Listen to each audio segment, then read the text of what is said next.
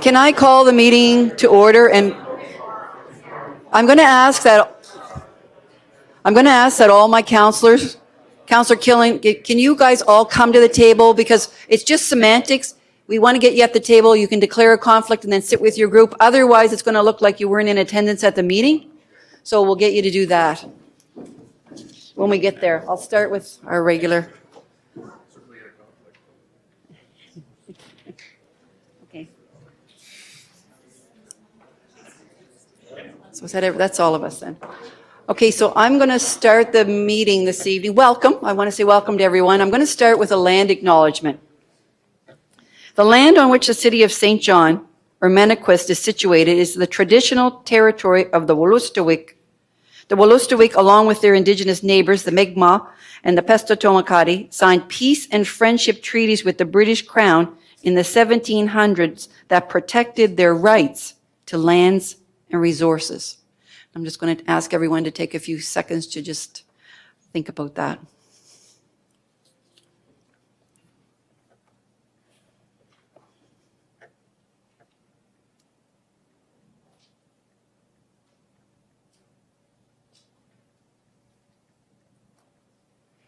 And I'll ask everyone now to please stand for the national anthem.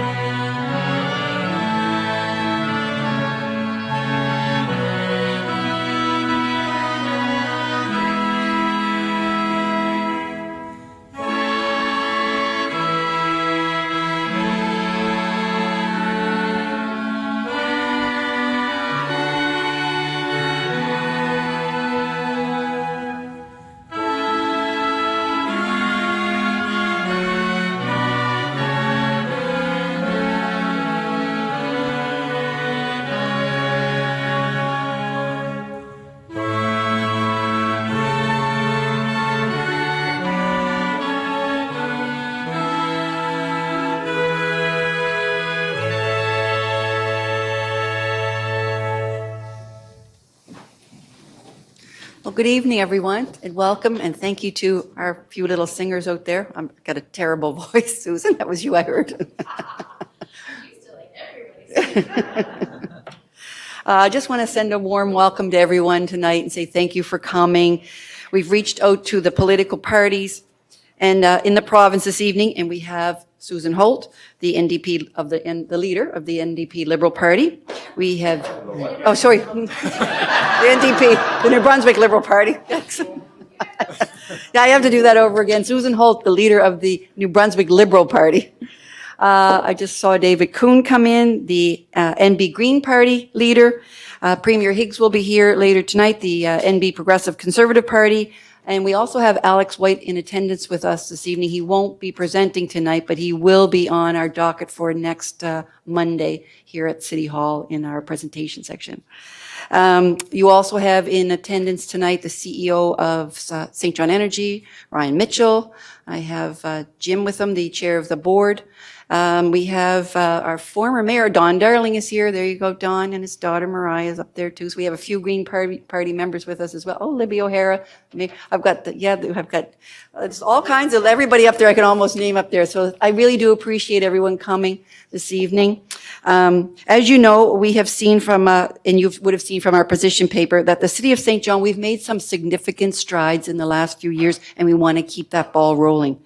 But this has all happened through collaboration with the province of New Brunswick. It's important that we align our interests with the provinces, and we hope to see that alignment tonight when we hear from the leaders of the parties. We're not a big province, but when you look across the country, we can really do a lot in this little province if we're all aligned. That's part of it. So as a city on the move, it's important that we share with each other the provincial and the provincial candidates what St. John's key priorities are. And we did that as part of the invitation with the City of St. John's position paper. It's equally important that we understand your party's position on these matters. And with that, I would like to now turn it over to our first presenter this evening, which is the leader of the New Brunswick Liberal Party, Susan Holt. So welcome. Oh, sorry, I've got to do approval of agenda. Approval of agenda. Okay, sorry, City Clerk, over to you for the next item. Thank you, Your Worship. So the first item on the agenda, item 2, approval of the agenda. Okay, on the question? Councillor Redwine?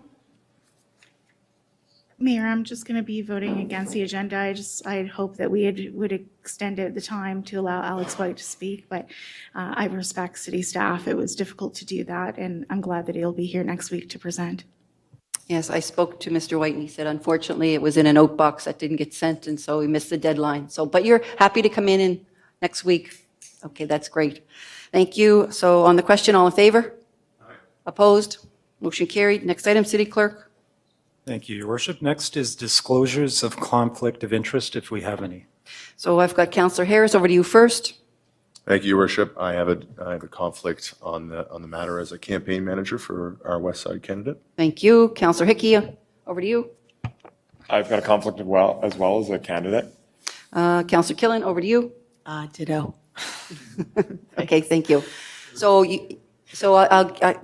okay, so what'll happen now, then you three can leave the horseshoe. We just wanted to make sure that you were registered as being at the meeting tonight. All right, so we'll wait for you to do that. And then next item, City Clerk. Thank you, Your Worship. So the first item under our delegations presentations is 4.1, and it's the Liberal Party of New Brunswick presentation of party platform and addressing St. John's position paper. Over to you, Susan. Thank you. Thank you very much. I really appreciate the opportunity to come and address City Council. I will say this is my first time having more people behind me than in front of me, so I should have thought differently about what pants I was going to wear today, but I really appreciate the opportunity to come and share with you some of our thoughts on how a government should enter into partnership with municipalities, some of our priorities if we have the opportunity to form the next government, and to respond to the pieces that you laid out in your position paper. My goal is to do this in less than 30 minutes so that we can have more time for questions, but I'm looking for a clock or something that I can reference the time on. And it's not on the screen here, so. Yeah, we can let you know. I'll just go by instinct, and certainly I know you'll cut me off at the 30-minute mark. I will. So. Perfect. I think I'd like to start by recognizing the progress that St. John has made. I think it's been impressive and was well laid out in the history that hard decisions were made and a lot of work was undertaken to get to where you are now, and to see some of the progress you've made fiscally and economically is worth recognizing, and congratulating the team of councillors and staff and everyone who has been a part of that over the last number of years. It means that the ball is rolling, and we want to keep it rolling, maybe faster and faster.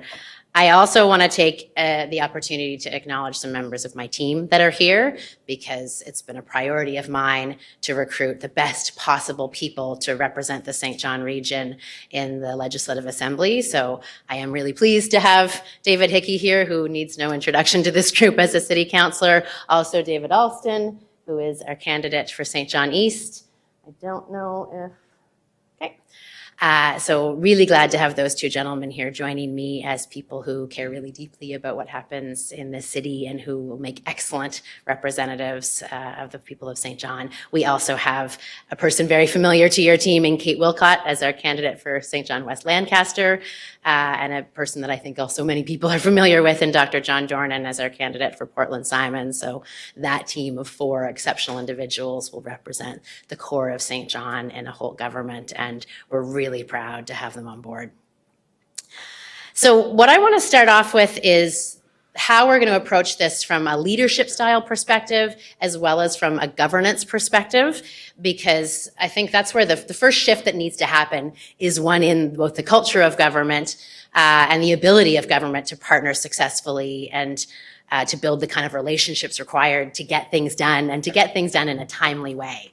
Our team has been focused on listening and building relationships over these last few years. I have been very appreciative at the accessibility of your team, you specifically, Mayor. I'm really pleased that we have developed the kind of sort of communications cadence and accessibility that we have, and the same applies to so many members of your team that I have ongoing, sort of whether it's Facebook Messenger threads or text threads or email threads or meetings, to stay in open and constant contact. I think that relationship piece is the start.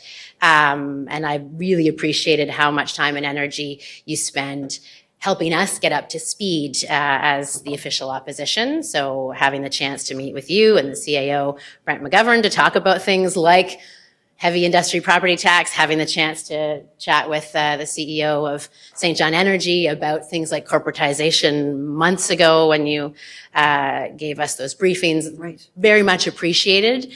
And we are listening when you do that with our team. And so I think the next piece that's important to highlight in terms of a whole government approach is a real need to decentralize.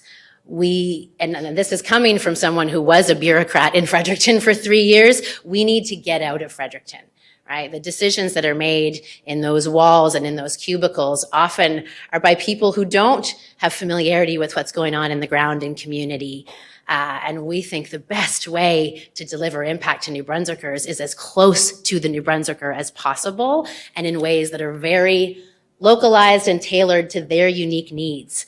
I think we have learned the lesson. Well, I don't know that government has learned the lesson, but we have seen that one size fits all tends to be one size fits no one.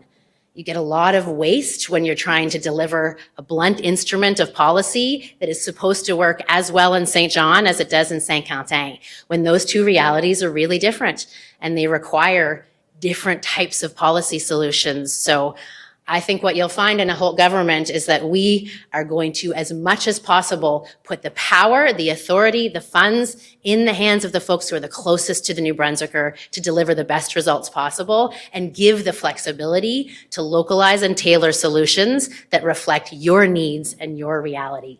And that's going to be a consistent that you'll hear from us across files, whether it's infrastructure or education or healthcare or social services or otherwise. It's that recognizing that municipalities are actually better at delivering outcomes more efficiently and getting better results. And so a smart provincial government would empower municipalities to do that because they do it more efficiently and with better outcomes than the provincial government can in most cases. So that's going to be a big shift. I'm not going to pretend that that's not going to be a big shift for the bureaucrats and the culture of government, and maybe even a shift for some of our partners as we give them the authority and the tools to drive those kinds of changes. But I think it's critical, and it will also mean more power in the hands of local MLAs so that when they are bridging and voicing the priorities of their communities, then that is heard and respected and responded to by government, and that it isn't just one person who's making all the decisions, that it is the voices of the people elected to represent that community that are driving those priorities. So let me get into some of the specifics. I want to start with the first priority of our team should we form government, and that is healthcare.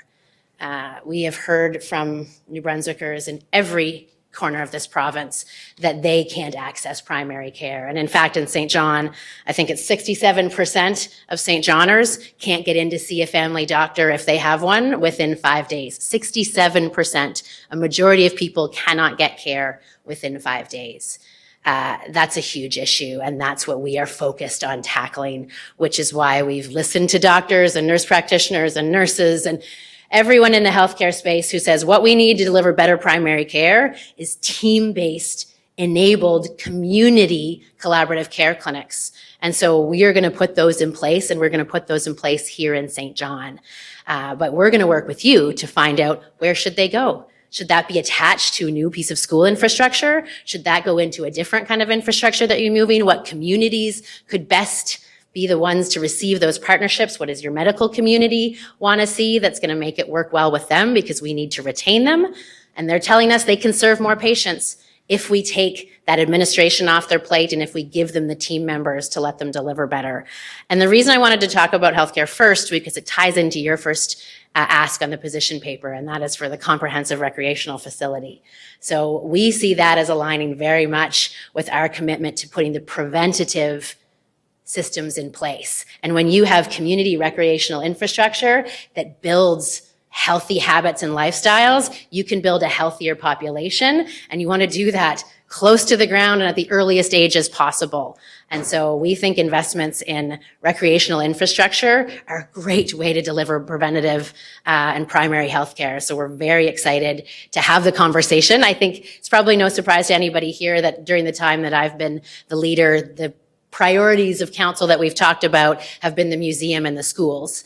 And so now that we are finally seeing progress on those two pieces, this is sort of a new one that's emerged to the table. So I really look forward to understanding the timeline, the dollars and cents, but we will absolutely be there to be a partner and to share the costs of this, with the caveat that it has to be your number one priority. You know, our priorities are going to be your priorities. So when you tell us this is what you want to do for recreational infrastructure, for roads, for schools, we're not going to override the priorities that you set up as a municipality. If you tell us that's number one, then that's what we're all going to work on together. And we might not have the means to get all the way to number 11, but we're not going to jump to funding number 8 if we haven't addressed number 1. We've seen that for far too long, where municipalities submit their list of priorities and infrastructure projects, and the government cherry picks which ones they want to do so that they've supported number 3, 7, and 9 from the list and left 1 and 2 empty. So if you're telling us that this is your number one priority, then we will be there to partner and to contribute costs towards a comprehensive recreational facility that we believe is a right preventative healthcare investment for the future of St. Johners. The next priority for us in terms of what New Brunswickers and what the next New Brunswick government should focus on is housing and affordability. So we don't have to tell you folks about this because the housing crisis is felt very acutely here in St. John, and I was very pleased to see it on your position paper in terms of things that you want to talk about. We think there's a lot that we need to do to address child poverty in St. John. I don't need to repeat the statistics that you know well about how intense that is here. We have put forward a school food program that we think connects really nicely with what's already going on with the Anglophone School District here, with the Inner City Youth Ministry, and with FDA. So that will be a piece of it. We have committed to a rent cap, to modernizing the Residential Tenancies Act. There's a whole bunch of pieces that we need in the housing solution that starts with government building more public housing and actually getting the public housing that it owns up to snuff so that people can use it, because we have empty units here in St. John that need renovations and that those are going neglected. So government has to step up and deliver its end of the housing spectrum and then move into supporting transitional, I shouldn't say and then, all of this happens the same time, but supporting transitional housing, supporting supportive housing, supporting residential spaces where people can get the kinds of mental health support that they need in order to move through the spectrum of housing. And I wanted to flag those things particularly because we are supportive of taking the PST off of new developments. We've made that commitment, and so we're happy to support that piece of your position paper and ask. But we did want to flag that that's one piece of the housing solution, and that government needs to be building public housing, supporting the people who are in this community, leading the way, whether that's the St. John Not-for-Profit Housing Group, whether it's Housing Alternatives. There's so many organizations here doing great things that need the provincial government to participate, to defray development costs, to bridge financing place, to look at taxing models. I do want to flag an area that I maybe thought I would see in this position paper around changing how we treat vacant and derelict properties and giving the municipality the tools to go after some of those spaces that could be put into productive use, but your hands have been tied. And so I think we need to get after those things so that municipalities have the tools to build the communities they want. And similar to that, I think we need to do a full overhaul of the property tax system, because we need a property tax system that is going to incentivize and move people towards developing the kind of communities and societies that we all dream of. We need our property tax system to nudge us in that direction, and it's not doing that today. So I was really pleased to see a piece of housing in your position paper, but I wanted to take a minute to expand on it, because we need every New Brunswicker to have access to an affordable and safe place to call home. PST off of new developments is a piece of that to drive an increase in supply, but we absolutely need a whole bunch of other tools that I've mentioned, from rent cap to public housing to changing regulations around vacant and derelict properties, to get at this comprehensively.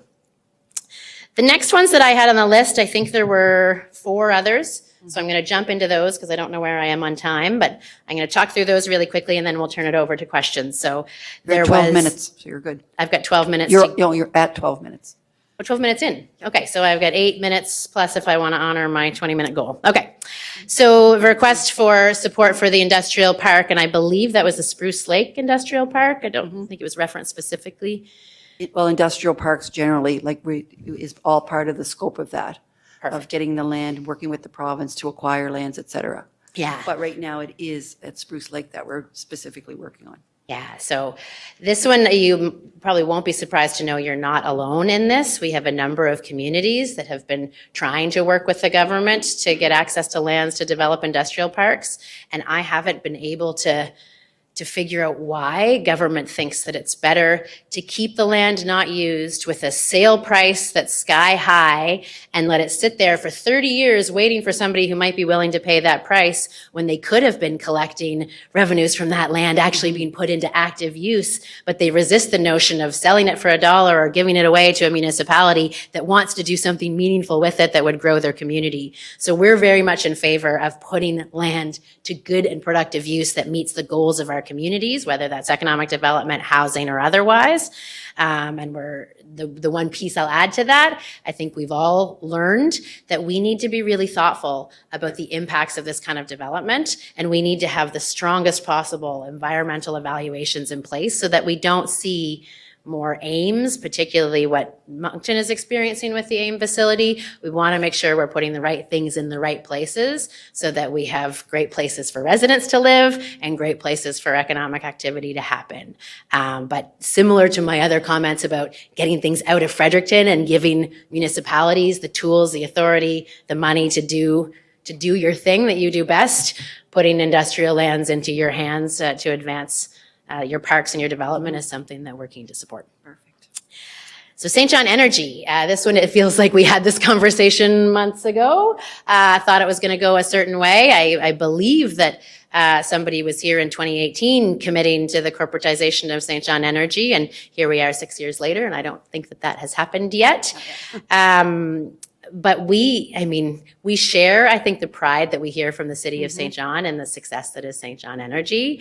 And Ryan and the team and Jim Shaw have really built an organization that has shown itself to be innovative and nimble, and their customers are extremely satisfied with the service they're getting. They're pushing the envelope. They're bringing in renewable energies. They're doing the kind of things with partnerships that we would want to see a utility do. And so taking 100-year-old legislation and modernizing it in order to give the utility the opportunity to continue to innovate and compete and partner in these exciting ways is something that we're supportive of. In fact, it's the kind of thing we'd like to apply across all of the utilities in New Brunswick, because I think NB Power could also benefit from some modernized legislation and some of the innovative and entrepreneurial spirit that St. John Energy has shown as an example. So we need to get creative with how we move projects forward that deliver reliable, green, sustainable energy to New Brunswickers that they can afford. And St. John Energy has shown that they know how to do that.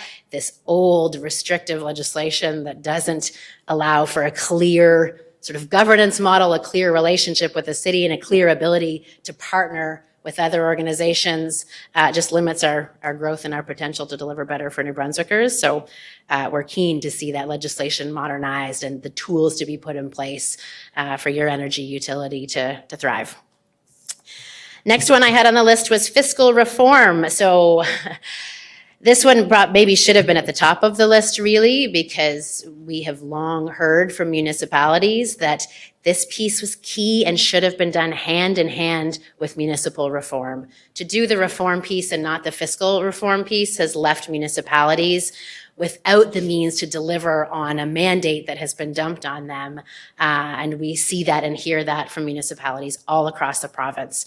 I think that there had been commitments made from the current government that they were going to deliver fiscal reform, but we haven't seen those come to fruition yet.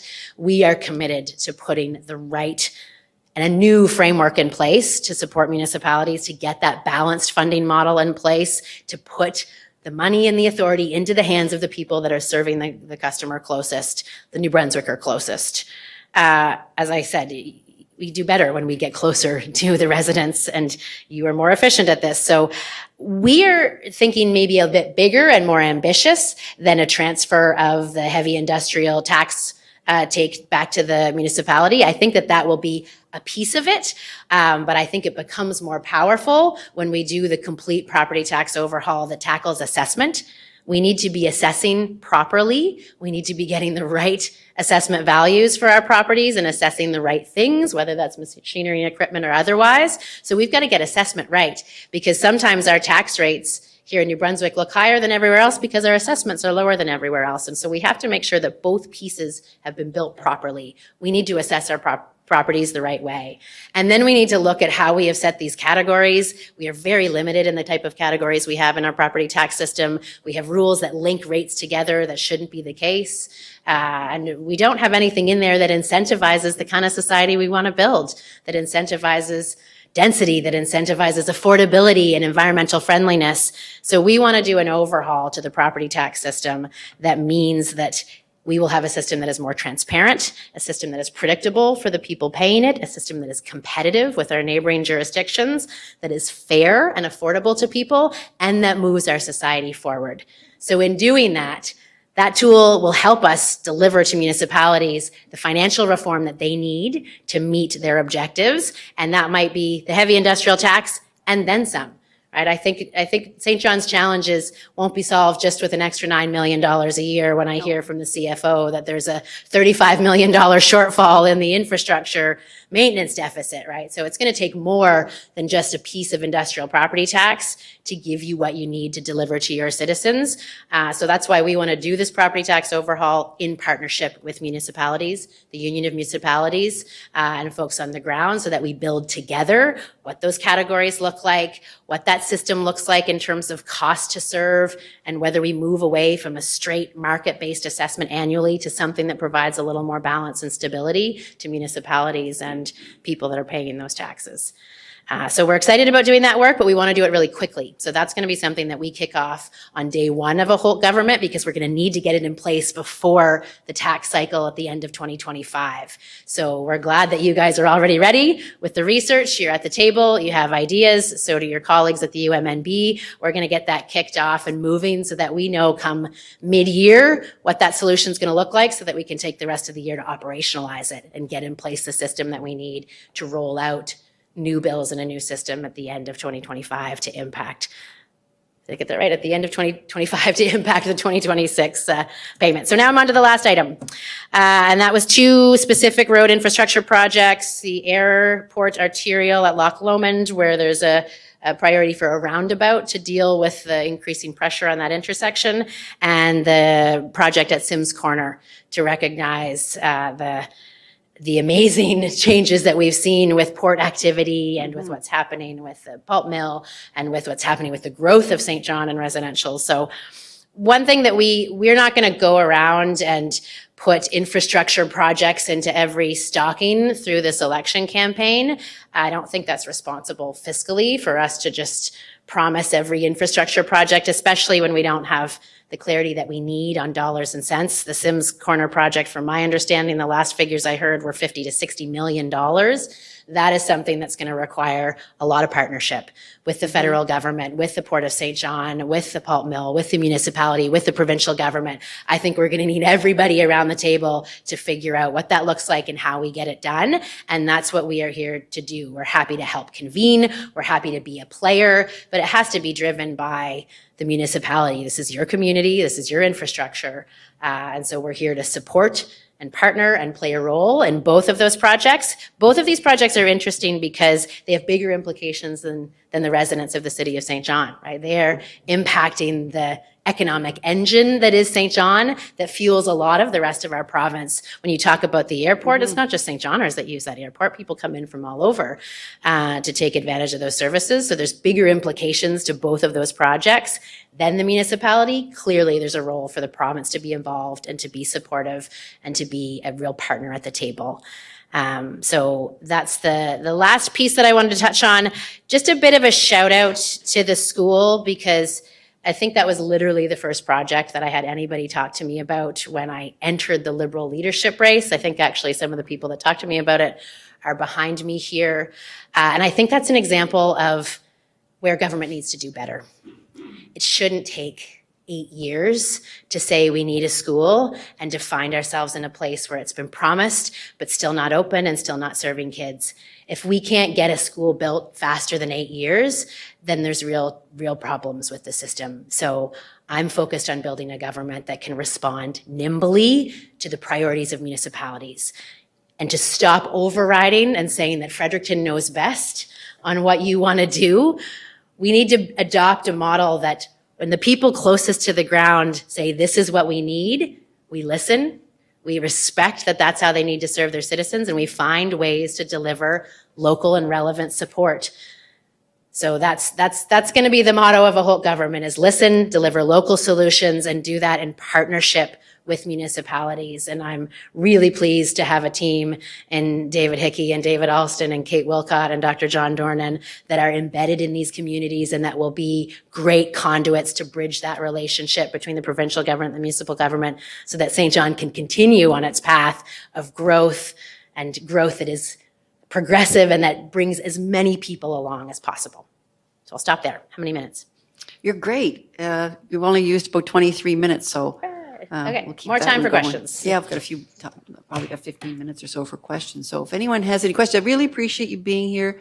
And I know you know everyone's taken the time to read our paper, and we've worked really hard. You know, in 2019, we put our structural, budget to bed. And that was huge because we eliminated our structural deficit with that budget. But it was a tough one, and so that's one of the things I'm most proud of.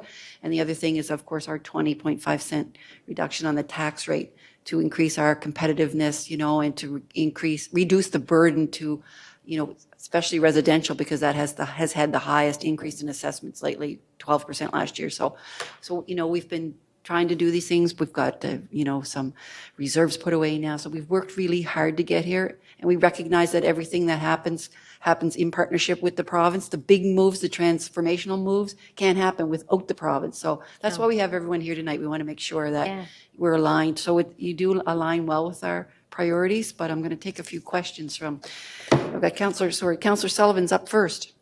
Hi, Susan. Thanks for coming. Really appreciate your responses. I want to ask you a couple of questions about timing. Tax reform. I really appreciate the comprehensive approach. Here's my cynical fear. Another comprehensive approach, time. So you'd mentioned to be ready before the end of the tax cycle 2025. We're already into budget for 2025 now, like budget 2026. That means having it ready a year from now so that we're ready for January. So is that really, is that what you're talking about, doing that legwork so that legislation, everything would be done so that municipalities would be ready for January 2026? That's the goal. We know it's ambitious, and we've looked at a possible sort of support piece because municipalities need fiscal reform now. They need some of the financial tools to deliver the mandate. And so setting it up so that those tools are in place and sustainable through the tax system in time for January 2026 is important work, but there may need to be and in the meantime, here's what that support looks like to get through the deficits that a lot of communities are facing with their funding. But we don't want to put Band-Aids in place and just leave the Band-Aids there.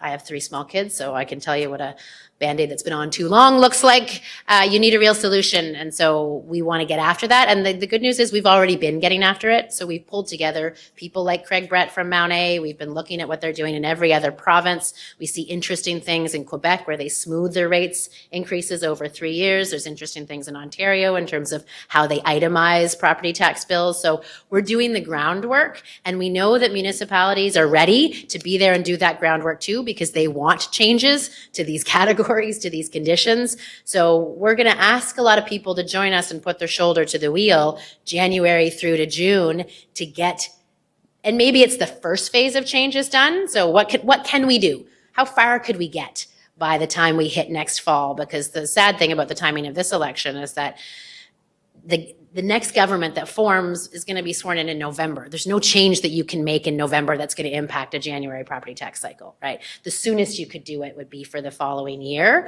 And that's what we want to shoot for. How far can we go and how much can we get done within that first year in partnership with municipalities? And maybe it isn't the whole package, but it could be pieces of it. Okay, good. And I appreciate pieceways, like, because this conversation's been going within the province, within municipalities for many years now, I think there's a ton of expertise that has already been done that's sitting at municipalities that would love to be at the table. I have a Tell- list moving of people forward. that have put their hands up and said, you know, the CAO from this community, somebody else from that community said, I want to be there. I want to be a part of that. So we're looking forward to leveraging all of that existing knowledge and expertise and to move forward. We're not going to do another study. This is about, like, everyone knows what needs to Yeah. be done, That's, right? that's what And- I'm saying. Yeah. Good. Yeah. Make sure you have a Kevin on your list. Yeah. Kevin, where is there? You've been volunteered. And my next piece around timing, with regards to St. John Energy and timing, nimble, I think you've done a good job of recognizing what St. John Energy is doing and the possibilities they have moving forward and how they're being a little handcuffed. I also appreciate that NB Power Has its own handcuffs. has its own hangups, but also, you know, we're a small province and we should be working more together and learning from each other as opposed to sometimes banging heads. And so St. John kind of sees St. John Energy, the legislation between St. John Energy and the city, they've worked really hard at getting legislation ready to go. You've been in those conversations. What do you see as kind of the timing of that happening? Well, that depends on the legislative calendar, because to get legislation onto the docket, right, you've got to look at when are we sitting post-Christmas realistically. So it would be into the spring sitting of next year. And then there's a certain cycle of how, Okay. you know, But- first reading, second reading, third reading, that kind of thing. But Sure. I mean, we're almost there. You have draft legislation that was ready to be tabled as a private bill, right? And so it's a matter of reviewing that, making sure it's still good, or maybe making some of the tweaks that we might need to that would allow it to benefit a broader, you know, or influence maybe some of the change that we want to see across other utilities. But you don't see it as a rebuild, taking what we've got, the work that's been done. No, the work's like the legislation is there, and so Yeah. I don't have the MEC or the briefing note from the lawyers in government who Sure. analyzed it to say, yes, this is good to go. But from what I understand, the government was generally supportive. That's what we had heard from some of the calls we made to bureaucrats to say, what's the take on this? What are the issues that you're identifying? And so we didn't get the sense that there was structural issues with the legislation. Okay. So I think it's very close to being ready to go and be tabled quite quickly. Super. Thank you very much. Thanks, Your Worship. That's good. Thank you. Councillor Redwan, over to you. Thank you, Mayor. So like you personally, I do see fiscal reform being number one because it really does influence everything else. But I just wanted to ask you, so what do you think if you have a whole government that's a majority or minority government going forward, what are you looking for from municipalities to help the province grow? And I just have a small little question on top of that is if you have a candidate in Rossay, that riding actually does cover Glen Falls as well. So I was just wondering if you have somebody in that riding. Yeah, we actually have a full slate of 49 candidates. Mine was the last nomination yesterday, so we have a team of people that are ready to go. Allison Townsend is our incredible candidate for Rossay, who has great experience that some of you might be familiar with because she was chair of the board of the YMCA St. John when they went through that major move and transformation project, and also a mediator. So one of her special skills is bringing a lot of people to the table and mediating to find a good solution. And we visited Glen Falls School. Actually, actually. David Alston brought us to see the impact of the When Children Succeed project, and how when you move away from one size fits all and getting into what are the needs of this community, of this school, what do we need to do to help close the gap in performance and academic achievement, or their literacy rates, numeracy rates, and the results that BCAPI has shown with their study on not only closing the gap, actually wiping it out. So the students who participated in When Children Succeed are doing better than the benchmark now because of the result of that. And we're seeing the flow out into the community of the investments they've made into those young people. So I'm off track from your question, because your question was, how can municipalities deliver for the provincial government? Yeah, like to help the province grow, because we're all growing together. There's so many ways that you're already doing, right? You're advocating for your needs, and we're going to need partnership. We need to get away from the provincial government deciding where schools go. It should be communities that decide where schools go, and you need to have the tools to do that. With this model of moving away from one size fits all to local tailored programs, we will need a change in culture from folks at the community level, because it can be really tempting to look over and say, well, the community next door has that and I don't. Well, they have different needs and a different population. So getting out of the habit of asking for the things that everybody else has, and recognizing that you're going to get a tailored solution. We're looking for equity and not equality. That's going to be a shift for both bureaucrats at the provincial level and folks, I think, on the ground municipally. And so having that partnership is really important. Open lines of communication. I think that's, I think we've established some of that, but getting that regular engagement, I think, is really helpful. But I think the burden is on the province to deliver better, right? Like, the province has not been a great partner to municipalities over the last number of years. When you're taking out ads in the paper to point a finger about whose fault a tax increase is, that does not create the conditions for good relationships between municipalities and the provincial government. And all it does is make New Brunswickers cynical about all politicians, municipal, provincial, federal, or otherwise, and that doesn't serve us. So I think that relationship building and that partnership, and then we can get creative, right? What kinds of communities do we want to build? The province doesn't build a community. Municipalities build community. The province should be there to provide the tools, the structure, the equity, and to facilitate some of that. So as we all start thinking about what kind of society we want to build, how do we tackle a housing challenge, not just with a tax off of new builds, but how do we think about integrating all of these efforts into a community where we have residential and we have public and we have other things that are creating the kind of community that we all want to live in, where everybody can succeed. That's great. Thank Okay. you. I'm at the 6:15 mark. I've got 3 more speakers. Do we want to do it quick? A question? I can really shorten my answers. Okay. Maybe, got the maybe I deputy can do that, council- maybe I can't. Yeah, give us a short answer. Deputy Councillor Lowe and Councillor Norton, and then we'll wrap it up. Okay, thank you, Susan. This is regards to your number 1 and number 2, healthcare and affordable housing. We have facilities around the province. We have one close to St. John, Horizon Health, mental and addiction services out at Ridgewood. Would you consider actually expanding on the services that these facilities have, and offering real service? I mean, we have a lot of people that are unhoused right now that need housing, but we have a lot of people unhoused right now that need wraparound services and some help. So I'm wondering if we don't have the services, and you can tell me if you're willing to. I think the short answer to that is yes. I think we have some solutions like the one that you described that we could be doing more with. We have to get the staffing right? We do have a shortage of some key people to deliver some of those wraparound services, but we should be building on those solutions that are in place. Thank you. Perfect. Councillor Lowe and then Councillor Norton. Thanks for coming. Anyways, I love the idea you say that number 5 should be number 1, and I totally agree. Like heavy industry in St. John, like you're saying that we might get that $9 or $10 million, and we might even get better assessments for like the mills and the refinery and all that. But I mean, the residents in this city live with smoke, train whistles, roads that are beat up by trucks, fires, explosions, 18,000 people that drive it in every day, both ways, to work in a lot of the heavy industries, right? Noise and train tracks, a banging of trains coming. So if we had that money, we could supply comfort for the residents, like ball fields, cut the grass instead of letting it grow. We could put the money back in to make people happy to live here.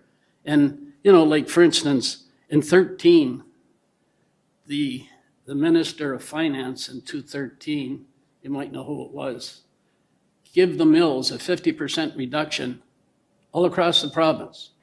There's mills here that haven't got up to what it was in 13. And that's what the citizens in this city have. I mean, we're surrounded by heavy industry. Everywhere you go, you start in the pro and you go right straight around till you get the LNG. And there's no way do we get proper financing.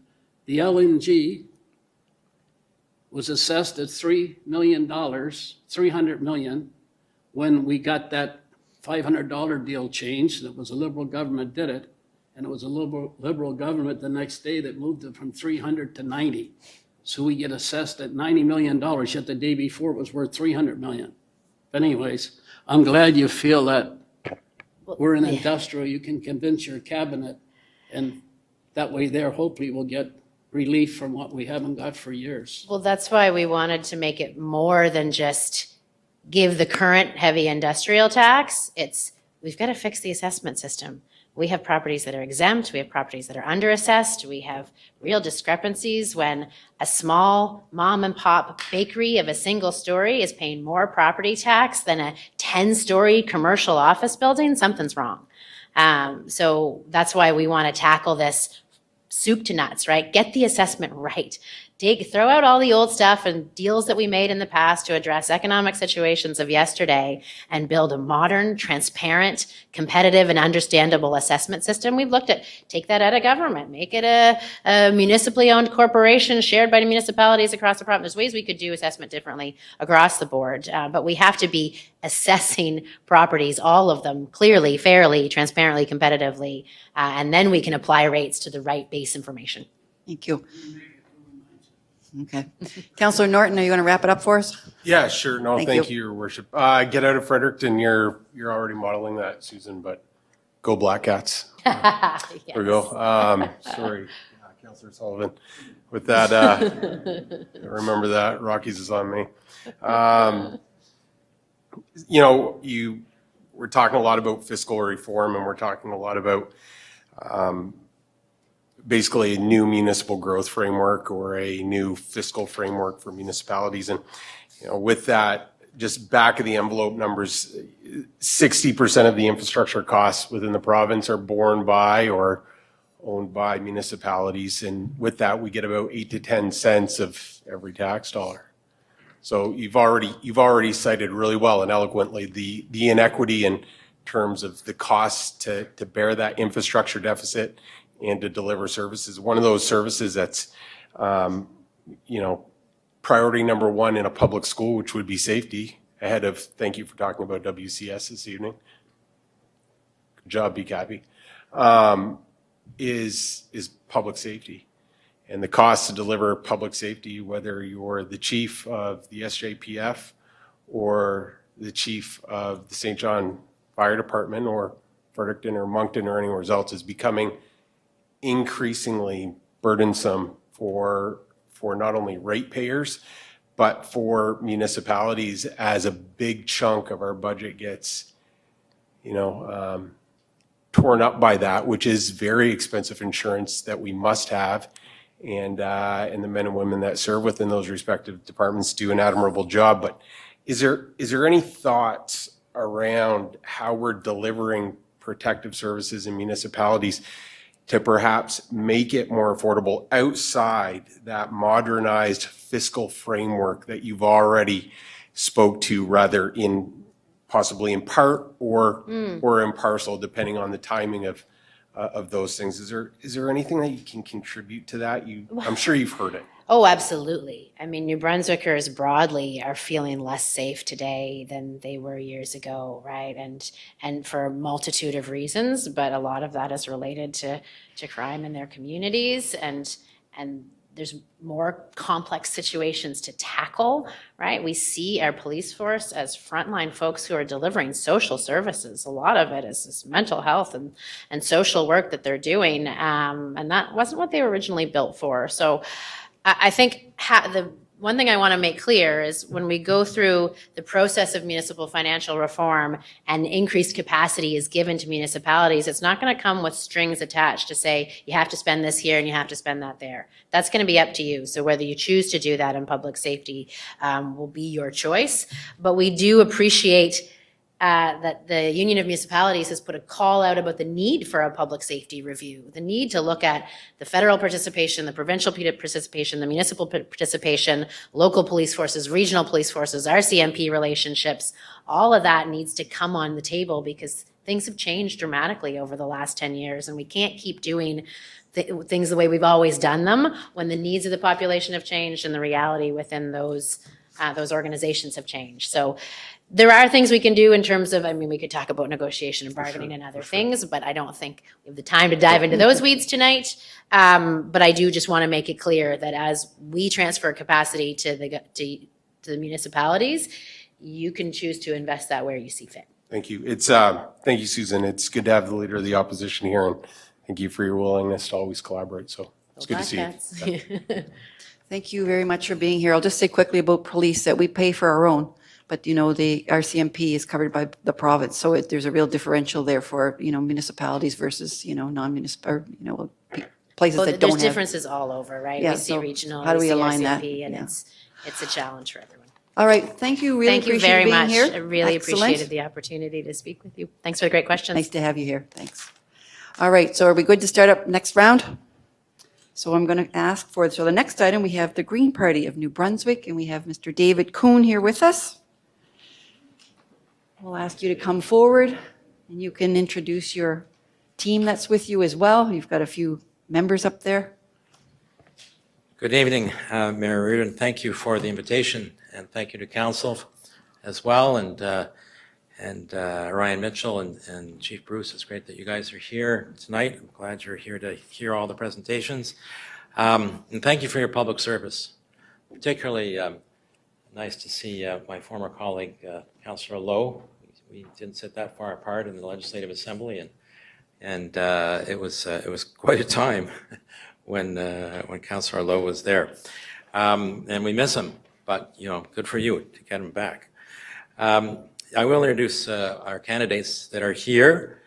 So going west to east, Joanna Killen for St. John West Lancaster, Mariah Darling for Harbour, St. John Harbour, Jerry Irish for St. John East, Bruce, and then we're going to start to move out of St. John a little bit, Bruce Dreyer for King Centre, Grand Lake King Centre, Grand Bay King Centre, Sarah McKay Boyce for Rothesay, and Laura Myers for Hampton. They get along well. They like to get together. That's progress. That bodes well for after the election. We want collaboration among members of the legislature, no matter what party, and we need that. We saw that in the minority government. It took about a year to get our feet under us, to figure out how to work together for the people of the province in a different way, because it was the first minority government in 100 years in our province, which is extraordinary to think about. But we got some good things done during that minority government, and learned to collaborate and cut back on all the sort of political posturing, which was positive, I think. So it is great to be in St. John. It's my favorite Bay of Fundy city. But I do love St. John. We spent over 21 years in outside St. Stephen, and St. John was our city that we came to over those years with our kids, and they grew up spending a lot of time in St. John. So in Fredericton, I'm known as an MLA who gets things done for people. And I take the same approach to the Legislative Assembly. Get things done. No messing around. Listen, act, solve the problems. It doesn't always work. You can't always solve all the problems, but I find if you try hard, understand the problem, are committed to taking that action, you go through, get around, go over, get under, you'll get there. So I bring the same approach to the Legislative Assembly in my work there as a parliamentarian, and certainly will do so as part of a government. I've been in the legislature for 10 years, so I have a good sense of where the problems are, what the solutions are, where some of the bodies are buried, and can't wait to get at those, I'll tell you that. So we need a system that works much more quickly than it does. I mean, obviously, things have deteriorated to the point where government works at the speed of a snail. I want it to work at the speed of a slap shot. And it's not a pipe dream. And it's not the fault of the public servants working for the provincial government, but the way the system has become structured is really constipated so much of what needs to be done, and needs to be done in a reasonable period of time. St. John, the Harbor Bridge here in St. John, for example, Exhibit A for me, I mean, I just can't believe how long that is taking, along with some of the other bridges in the province. So St. John's got a lot to offer, and one of the shining stars in St. John is St. John Energy. St. John Energy is, so I have a lot of background in energy policy and so on, and St. John Energy is at some point saw that they had to remake themselves to better serve St. Johners. And they did so. They saw what was happening in other utilities around the world, and they moved in that direction.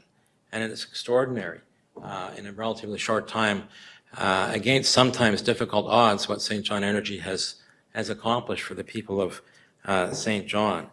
So yeah, corporatization of the utility, it's not a problem. I'm not going to go through in order the way your paper is. I laid out what I kind of wanted to say to you, then I looked at your paper and see where I could speak to it. So I do want to talk up front about fiscal reform for municipalities. Clearly, we're committed to implementing that fiscal framework to ensure that cities like St. John and other municipalities have the autonomy, financial autonomy they need to reduce their dependence on the property tax system. It makes no sense in today, maybe it never did, but today, with all the demands on a city like St. John, that your primary source of revenue, almost exclusive source of revenue, is property taxation.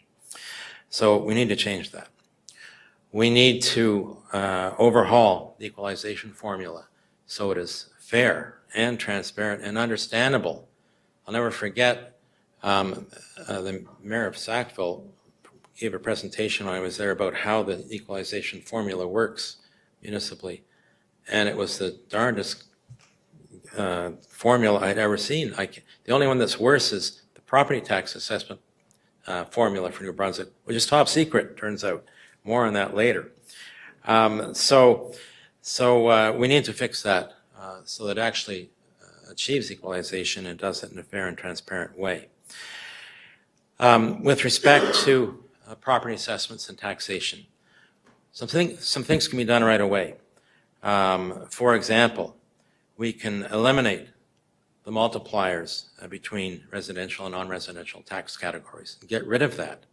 Just get rid of it, so that St. John and other municipalities are able to have the freedom to determine what tax rate they want to apply to different categories, industrial categories or others, without affecting the other categories. So you're not hamstringed to change tax rates for one category because it's going to impact other tax categories. And we would increase in consultation with municipalities around the province the number of categories in a way that would make sense for people. And give it, I mean, the word for me here is flexibility. There needs to be flexibility built into the system so it works for municipalities, so it works for the city of St. John and our other cities. Cities significantly drive the economic health of our province. And our economic health for the future depends significantly on the success of our cities. And so we need, as a government, we need to start thinking about cities in those terms and start having serious conversations about how to support cities to reach their full potentials. So flexibility and freedom for St. John and other municipalities to ensure their tax system is set up in a way that is going to provide the greatest benefits. In terms of province handing over their portion of the industrial property tax to the city, I would say largely, but not entirely. And why I say that is this: I'm a big person on linkages. So there's a strong linkage, as the case you made in your paper, about the city hosting a lot of heavy industry, and therefore you should be seeing significant benefits, community benefits from that through the property tax system, which you're not. So you should. There is one small issue of environmental regulation, which the province is responsible for. So we need to hold on, I think, to a little bit of that. What's the mix? Let's talk. But in principle, yes, absolutely. I'm a kind of guy who I like to look at things from all angles before making that decision and then go. So I'd like to look at that in a little more detail. But in principle, yes, significantly ensure that the significant proportion of the industrial property tax revenue comes to the city. The property assessment system, as the Liberal leader had said, and everyone's been saying, the Conservatives have been saying, former Liberal government was saying, it needs to be overhauled, needs to be upgraded, needs to be made transparent. Everyone's been saying that for so long, but we're not seeing any action. Why? One of the reasons I think that I've come to believe, and maybe I'm wrong, but there have been so many deals made on property assessment around this province that government after government didn't really want them to come out. Because in a big major review and something was transparent and changing things, some of those deals that were made are going to become apparent, and some people aren't going to be very happy. And they're going to have to change, and those people aren't going to be very happy. So it's a thorny problem, I think, for past governments in that way, and I don't see it as a thorny problem. I think we need to tackle it, take action, do what everyone's been saying, every government for many governments now have been saying we need to do, and get her done. Industrial property assessments, I mean, we need to get rapidly to an assessment of our industrial properties that reflects typical values that we end up seeing for other heavy industry across the country. I mean, it's variable, but St. John stands alone when you compare it to the assessments for industrial properties just about everywhere else in Canada. So we need to become more in line with what industrial properties assessments look like elsewhere, which provide much more community financial benefits to those cities and municipalities, and that should be the case here. Regional service commissions, well, how did we get there? So one thing on regional service commissions that I really want to talk to cities about is, should we not, when it comes to our large cities in this province, reorganize those regional service commissions into municipal service commissions so they reflect metropolitan service commissions is what I meant, into metropolitan service commissions so they represent the metropolitan nature of our three major cities, or five major cities, however we're going to name them, rather than mixing for our large cities, mixing the rural communities in with that. I'm really keen to have that discussion and see what people think. That's my thought on it.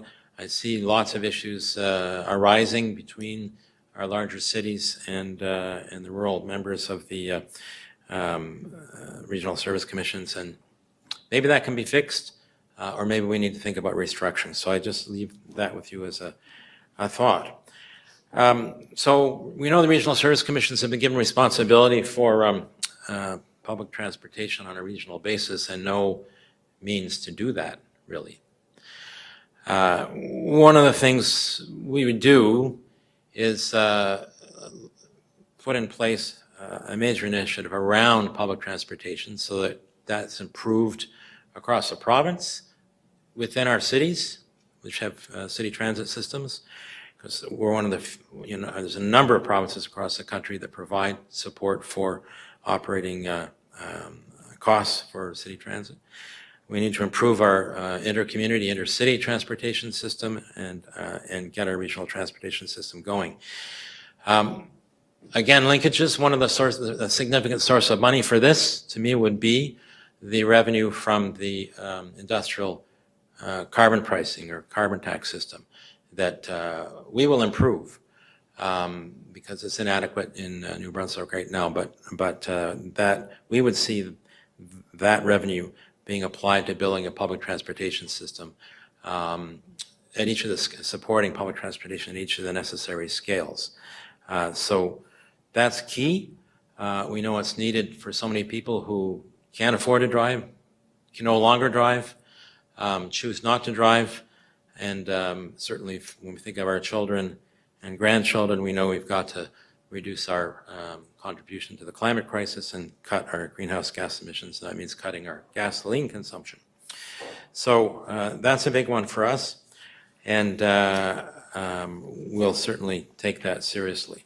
I think we need to take a look at all of the responsibilities that have been handed over to the regional service commissions and see whether that makes sense. A lot has been downloaded, and I fear that that is going to fragment kind of equal opportunity approach that we've had in New Brunswick for many years now, and so we really need to, I think, take a second sober look at the amount that's been downloaded on the regional service commissions and therefore through them to municipalities like St. John. I want to talk a little bit about housing, about healthcare, before I get to housing, healthcare. So when I was on my healthcare tour, one of the things I was raving about, not a lie, as I traveled the province, was what I saw in St. John. Because you have a regional director for Horizon Health in St. John who has set up a system of community health centers with a core one in the uptown and then satellite ones in the city that is extraordinarily impressive. It's making a huge difference for residents, particularly those who aren't attached to a physician or a nurse practitioner. And the staff are interchangeable between the different centers, and it seems to be working well. And it's a model that kind of demonstrates what you can do when there's more local authority invested in the healthcare system. That was just through Horizon, but the director or manager in particular, through her particular sense of duty and sheer grit and ingenuity, engineered this system here, which was impressive. One of the things that we need to rapidly move to is to ensure that, like Vitalite is doing on that side of things, supporting physicians to move into multidisciplinary practices, team-based family practices. They wouldn't be working particularly in health centers, but team-based practices with other health professionals, so you're not only having to depend on the doctor, but you're a patient of a group of people. That's mainly going to take some investment because there needs to be a funding model to support the incomes of the other health professionals in those team-based practices. Right now, the expectation is that the physician will pay for all those other positions that they might want to have in their practice out of their pocket. Well, that's not just viable. So we need to come up with a funding model, a funding formula that will support those others. And community health centers particularly make sense for specifically targeted populations in urban areas, as has been done in St. John, in the priority neighborhoods, for example, and in rural areas. On housing and homelessness, it's a huge issue. And I sat in on the grand rounds that Horizon and St. John had organized with people like the St. John Development Council and Randy, who led that presentation. And it was eye-opening. I mean, this is something I've been working on now for 10 years, but his presentation was eye-opening. When you look at homelessness, for example, 46% of those who have first experienced homelessness have experienced homelessness before the age of 28. Almost half of the homeless population first experienced homelessness before they were 28 years old. And 30% of the homeless population has come from a foster care or a group home originally. So the focus clearly needs to be placed, if we're going to reduce the supply to the homeless population, which we need to do is to focus on youth and children and their families. And so that's huge. And I don't have time to go into or want to reveal yet what's in our platform, but on that. But that's huge and a big priority for me. We need to adopt models that work. We've seen elsewhere, like in British Columbia, they're critical complex care housing, which is designed particularly for those who are difficult to house because of multiple challenges. And it's worked well in BC. We can adapt it for here so that you've got wraparound services in housing. It's a housing first model, but it's designed for those folks who are the most difficult to house. And I see them in my office regularly, and I know how hard it is to help them. Other people who aren't so difficult to house but need housing, there are great models. 12 Neighbors in Fredericton. It's a model that I would want social development to build off of and help roll out, working with communities around the province. Again, just going back quickly to Randy's presentation the other day, I hope he got a medal during the Platinum Jubilee from somebody, because he deserves a medal for all the work he's done and how he's built that organization out. But he pointed out that in the homeless population, 69% of people have substance abuse problems, but 65% have mental health problems. 65%. So you can't just deal with the substance abuse and increase the number of treatment beds and so on and so forth without dealing with the mental illness. And that's where we need to ensure that things like psychotherapy, mental health counseling is easily accessible at no cost to those who need it most. And we don't have that. On housing itself, in terms of affordable housing, two things. We have NB housing has been inflated again. It's now its tires are filled up, and it's an active corporation with staff, but it needs to have a specific mandate, which it doesn't, a specific mandate to focus on supporting the development of non-market, non-profit, and cooperative housing to ensure that we can more rapidly increase the supply of affordable housing, low-rent housing, both from new builds and the renovation of existing buildings. The province owns a lot, and we need to make those available as a provincial government. So there's lots of potential for repurposing as well. And then on the private side, in terms of commercial development, if we tied property assessments for rental properties to the income from rent, I think it would be a game changer. So think about this.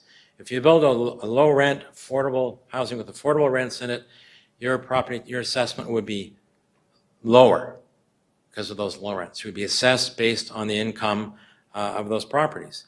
If you build a luxury building that's charging high rents, well, your property assessment is going to be higher based on the rental income from those buildings. I think that would drive the development, private development of new, more affordable housing in St. John and in our other municipalities and cities.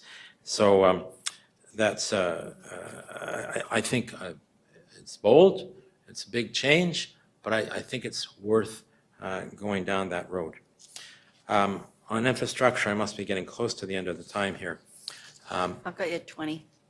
Sorry? I've got you at 20. 20? Oh, good. I'll slow down. Well, there'll be more time for questions. I'll still, I know. I'm just joshing. Okay, so on infrastructure, we need to restructure DTI some. blow the cobwebs out of there a bit, find out where the real roadblocks are, and get it in shape so that on its end of delivery, that once capital investments are committed to, projects move rapidly. But the capital investment has to be made so that they can move rapidly in the first place. So those two pieces need to be done. Instead of rolling it out so slowly over time, so that the projects drag on and on and on and on, let's get them done. Let's get them done. It's a capital investment, and we need to treat it that way. And make sure that DTI, where it's responsible, can deliver in an efficient manner and effectively and wisely spend the money that is allocated.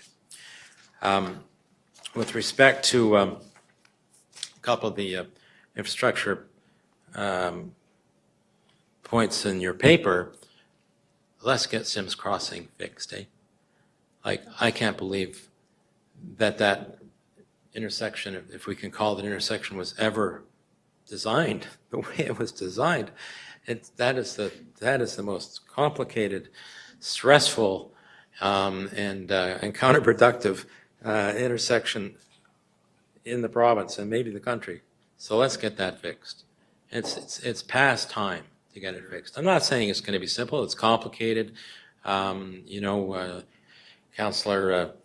Killen and I had a tour at the Irving Mill the other day, and they were talking about Sims Corner, and from their perspective, it's things that they need to see change. Everyone wants to see it change. Doesn't matter who you are, whether you drive through it, whether you're in business and your trucks go through it, trains go by, or you're biking or trying to walk, it needs to be fixed. And certainly I can see the merits as well in the airport arterial, as you were laid out in your paper. When thinking about infrastructure, we also have to make sure that we're climate ready. And so we're committed to ensuring that we work with the city and other municipalities to ensure that you are climate ready, because we're not. Whether it's where EMO is provincially and how it supports the local emergency measures at the municipal level, or whether it's infrastructure like hard infrastructure itself. We're not. I mean, you're a coastal city. You've got some real low-lying areas. We've all seen the projections about what will happen in terms of coastal flooding. And now we've got also flooding from intense rainstorms. So we need to be climate ready. And so that's something that's got to be a priority. We can't push it off or kick it down the road any further.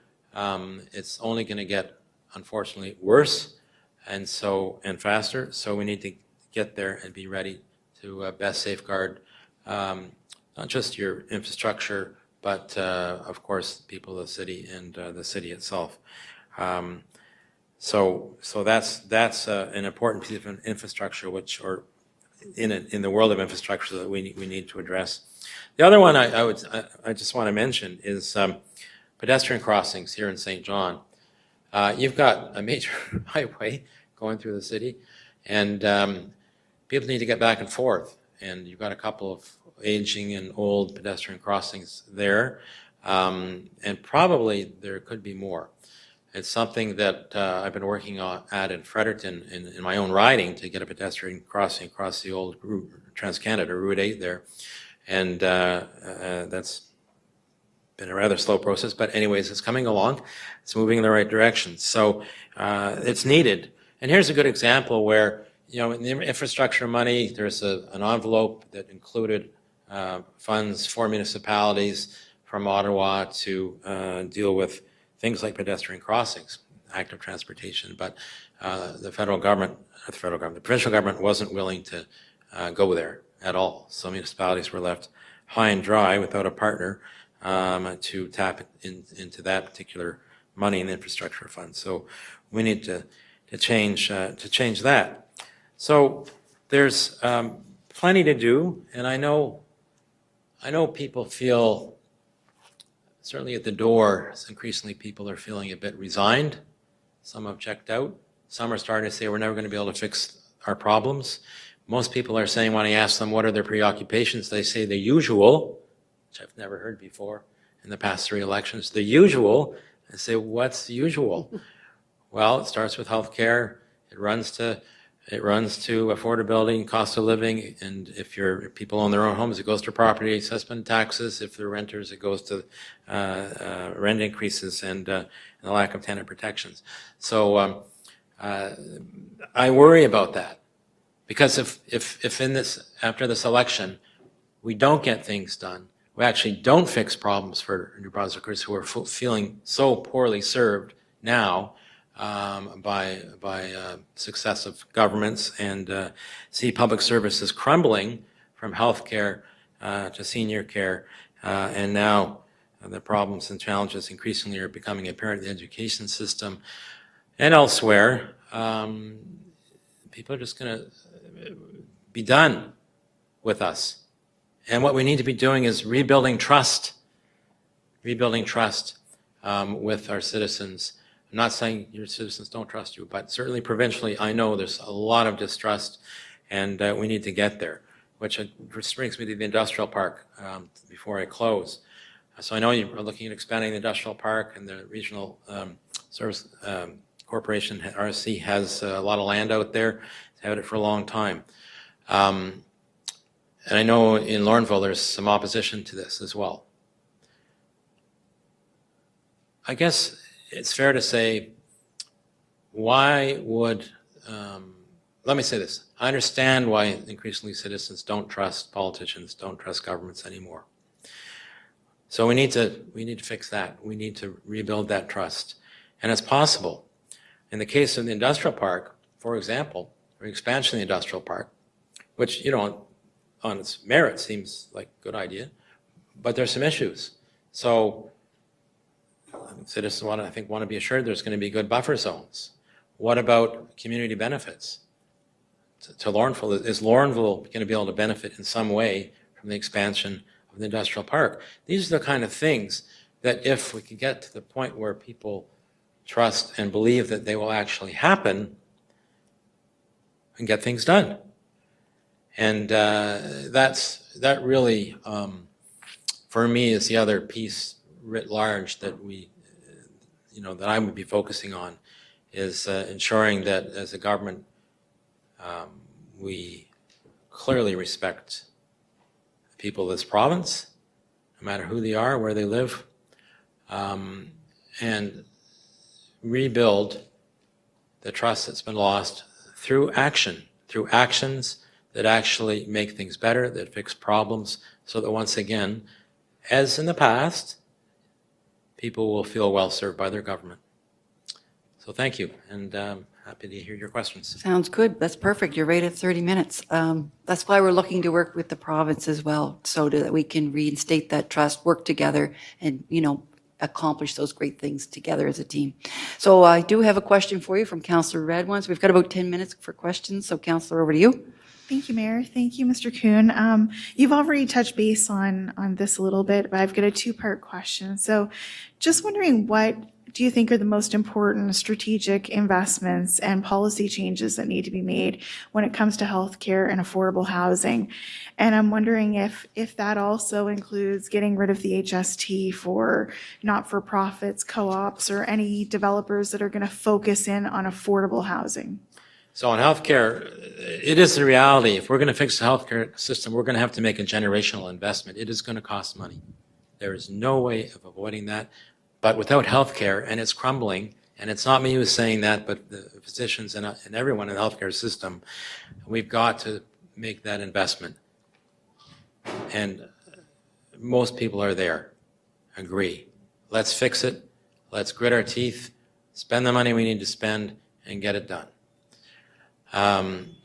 On the housing, yeah, we've been out publicly after the federal government announced their intent to partner with provinces who are willing to remove the HST from building materials for new builds, and I'd like to see it done for repurposing or renovations, retrofits as well of existing buildings, because the greenest building you can build is one that's already there, if you can do a good job of renovating and repurposing it. But, we all like to see new buildings as well, of course. So to me, that's just straightforward. It makes sense. Again, linkage. If you want something to happen, more of something to happen, well, in that case, let's remove that tax for that specific purpose to try and create yet another incentive to get more housing and more affordable housing built. Do you think that there's policy changes that need to happen for those two very important subjects that everybody's talking about too, healthcare and affordable housing? Yeah, absolutely. There have to be policy changes, no question, because current policies aren't working. That's for sure. But like on the healthcare system, I mean, a lot of the things that need to be done, the solutions that are at hand, the solutions that just about every part of the healthcare system, whether doctors, nurses, nurse practitioners, paramedics, housekeepers, porters, everybody you can think of in the system have been trying to push forward solutions and haven't been able to get anywhere because they keep their ideas keep bouncing back at them. There's a lot of talk by all parties about them, but we've got to implement them, and that requires some policy changes, no question. If we're going to move away from, as we should, from a solo physician practice, it's not straightforward. New physicians want to go that way into a team-based practice. We need to ensure that they have the assistance they need to make that happen, that we've got a funding model which will require a policy change for compensating the other team members in the practice. So that kind of thing will need to happen, no question about it. And the same thing on policy. I mean, I talked about an innovative idea for tying the property tax, property assessment to rental properties based on rental income. That's going to require policy change, probably legislative changes, I think about it. But but it's time for change, like meaningful change that's going to be change for the better. And New Brunswickers are ready for it, and I'm ready to help deliver it. That's great, thank you. And I think pharmacies and physiotherapist office, all these sort of different healthcare providers can certainly help with all of that too, not just the physician's office. So Absolutely, that's it's great a to hear. team we're talking about, right? But not a patchwork, which is kind of what we've got now of patchwork here, patchwork there, and making it look like there's progress when on the ground no one is feeling it. You know it, I know it, and I'm hearing it from just about every door I knock on.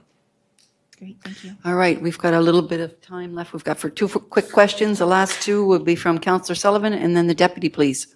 Councillor, over to you. Thanks, Your Worship. I'll try to be quick. I do appreciate what you said about assessments and your example around apartment buildings is really good. If somebody is selling their house, they sell their house for what it's worth and somebody will pay for it.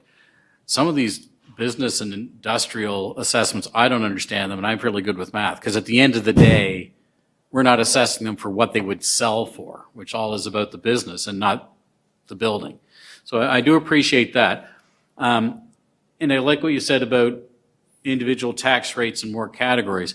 What we have been told is, well, it's really tough, near impossible to do because of the infrastructure at Service New Brunswick. That they have difficulty separating out categories and individual tax rates. I'm just looking for your thoughts on that, I guess. I don't believe it. I don't believe it. It can't be that complicated. And that just tells me that the way Service New Brunswick is currently constructed is overly complicated. The complication is in the management structure there, not in implementing this. So one of the things that's been happening is, the public service has changed from what it used to be, and there are so many layers now of trying to get to where you need to get for a decision. It bungs things up, pardon my language, but we all know that. And so there's some structural change that needs to happen in there. What exactly? I have some ideas because I've been around for 10 years looking at this, and being on the Public Accounts Committee and, grilling deputy ministers about how they're spending their money and whether they're getting results and whether they're spending it wisely and efficiently. So I kind of know a lot of the corners of government, and I know that the management structure right now is not working for New Brunswickers to deliver. So part of that's got to change. So that's, I don't believe it. Thank you. Thank you. And deputy, to you. Thank you, Your Worship. David, I was on the same call that you were on, actually, with HDC and Horizon Health, and I want to ask you, do you not think, what's your views actually on, do we have infrastructure in place to handle mental health and addiction services that we can expand upon, or do we have to reinvent the wheel? No, we don't have to reinvent the wheel, but we do have to expand on what we've got. And as I said, we need to ensure that, I didn't say it directly, but it's the case, that we've got a lot of private practitioners who are mental health counselors and provide psychotherapy. Most people can't access that who really need it. And so we need to make sure they can. So that infrastructure is there, just that people can't get at it. We've got universal health care for, physical health, except your teeth and your eyes and your ears. For some reason, that all got exempted. But mental health is sort of in that same category, and it shouldn't be. So we need to ensure access to that private, those private mental health professionals, just like private doctors. And it's not there for people. You can't really get at mental health problems really unless you get to kind of the root causes. And that takes a while, and that takes therapy. And the person power for delivering therapy is out there, but much of it is inaccessible, so that needs to be fixed. Yeah, the Horizon infrastructure needs to be built out from where it is, and we need to have it reach out more effectively into the neighboring communities from St. John, so that it's a hub and also supports people who live outside St. John but maybe work here, certainly recreate here, shop here, and we need to see that happen. So we've got a kind of a hub and spoke model happening. But this is something that's quite near and dear to my heart, and I knew nothing about when I first was elected in 2014. A quick little story, I created a youth roundtable and a seniors roundtable. The youth, first meeting, I said, what should we be working on? What should I be focusing on from your perspective, the Legislative Assembly? They said, our mental health. I said, what are you talking about? And then I started to learn in 2014 what was going on with young people. Holy man. So that plunged me into that whole world. So we've got lots of good expertise in the province. It needs to be organized differently and more effectively, and we can get there. But the way it's set up right now, it's not working for people. Someone who's for example, who can't work and is trying to get disability from CPP, needs a diagnosis. They don't have a doctor. It's going to be 2 years to see a psychiatrist. They can't afford their rent and food for the kids anymore. Like, this is a real case. What do? This is not civilized. We are a civilized province, and we need to fix this problem. Thank you. Thank you. Well, thank you this evening to you and your team for being here. I really liked what you also said about transit. It's not a priority of this council because it's a future, something for the future, but I'd love to see us get to free transit at some point in time. But we can't do that now because we have a $300 million deficit with infrastructure. We have a lot of old infrastructure here, and we're putting our money into those sorts of things right now. But that's someplace I'd like to get to.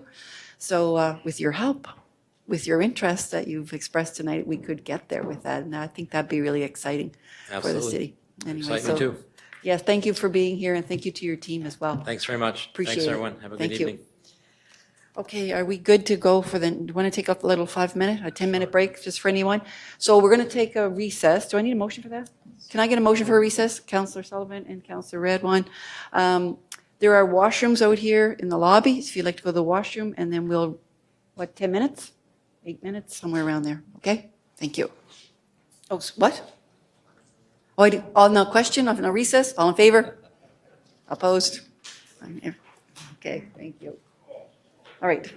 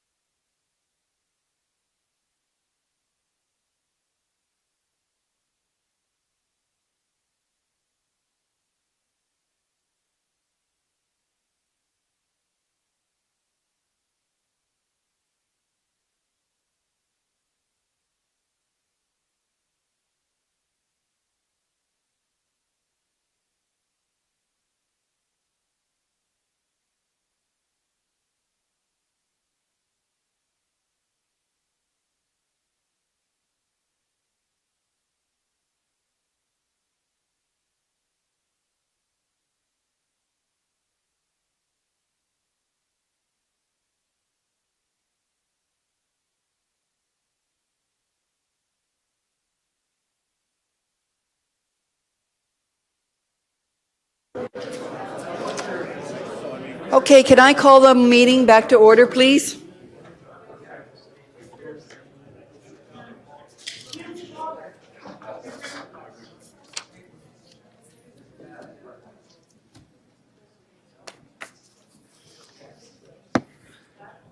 We'll just resume where we left off. So I'll ask Premier Higgs, the leader of the New Brunswick Progressive Conservative Party, to come to I'd like to welcome you to the microphone. What we've done, come on up, we've had everyone speak. We've allowed about 30 minutes if you want to speak that long on our alignment. We're looking for alignment to see where the next government will align with our 6 priorities that are in our paper that we've put out. And then we have about 10 minutes or whatever for some questions, and we call it a day. So I'll turn it over to you. All right, the sooner I'm done and the quicker we're finished. Is that Right the on. idea? Do you want to, can I shut that? Is that all right? Yeah, sure. Just so I can use that as a bit of a table, that's all. All right, good evening, everyone. Bonsoir tout le monde. It is great to be here with you this evening. As someone who lives in the area, represents the neighboring riding of Quispamsis, and who worked in St. John for decades.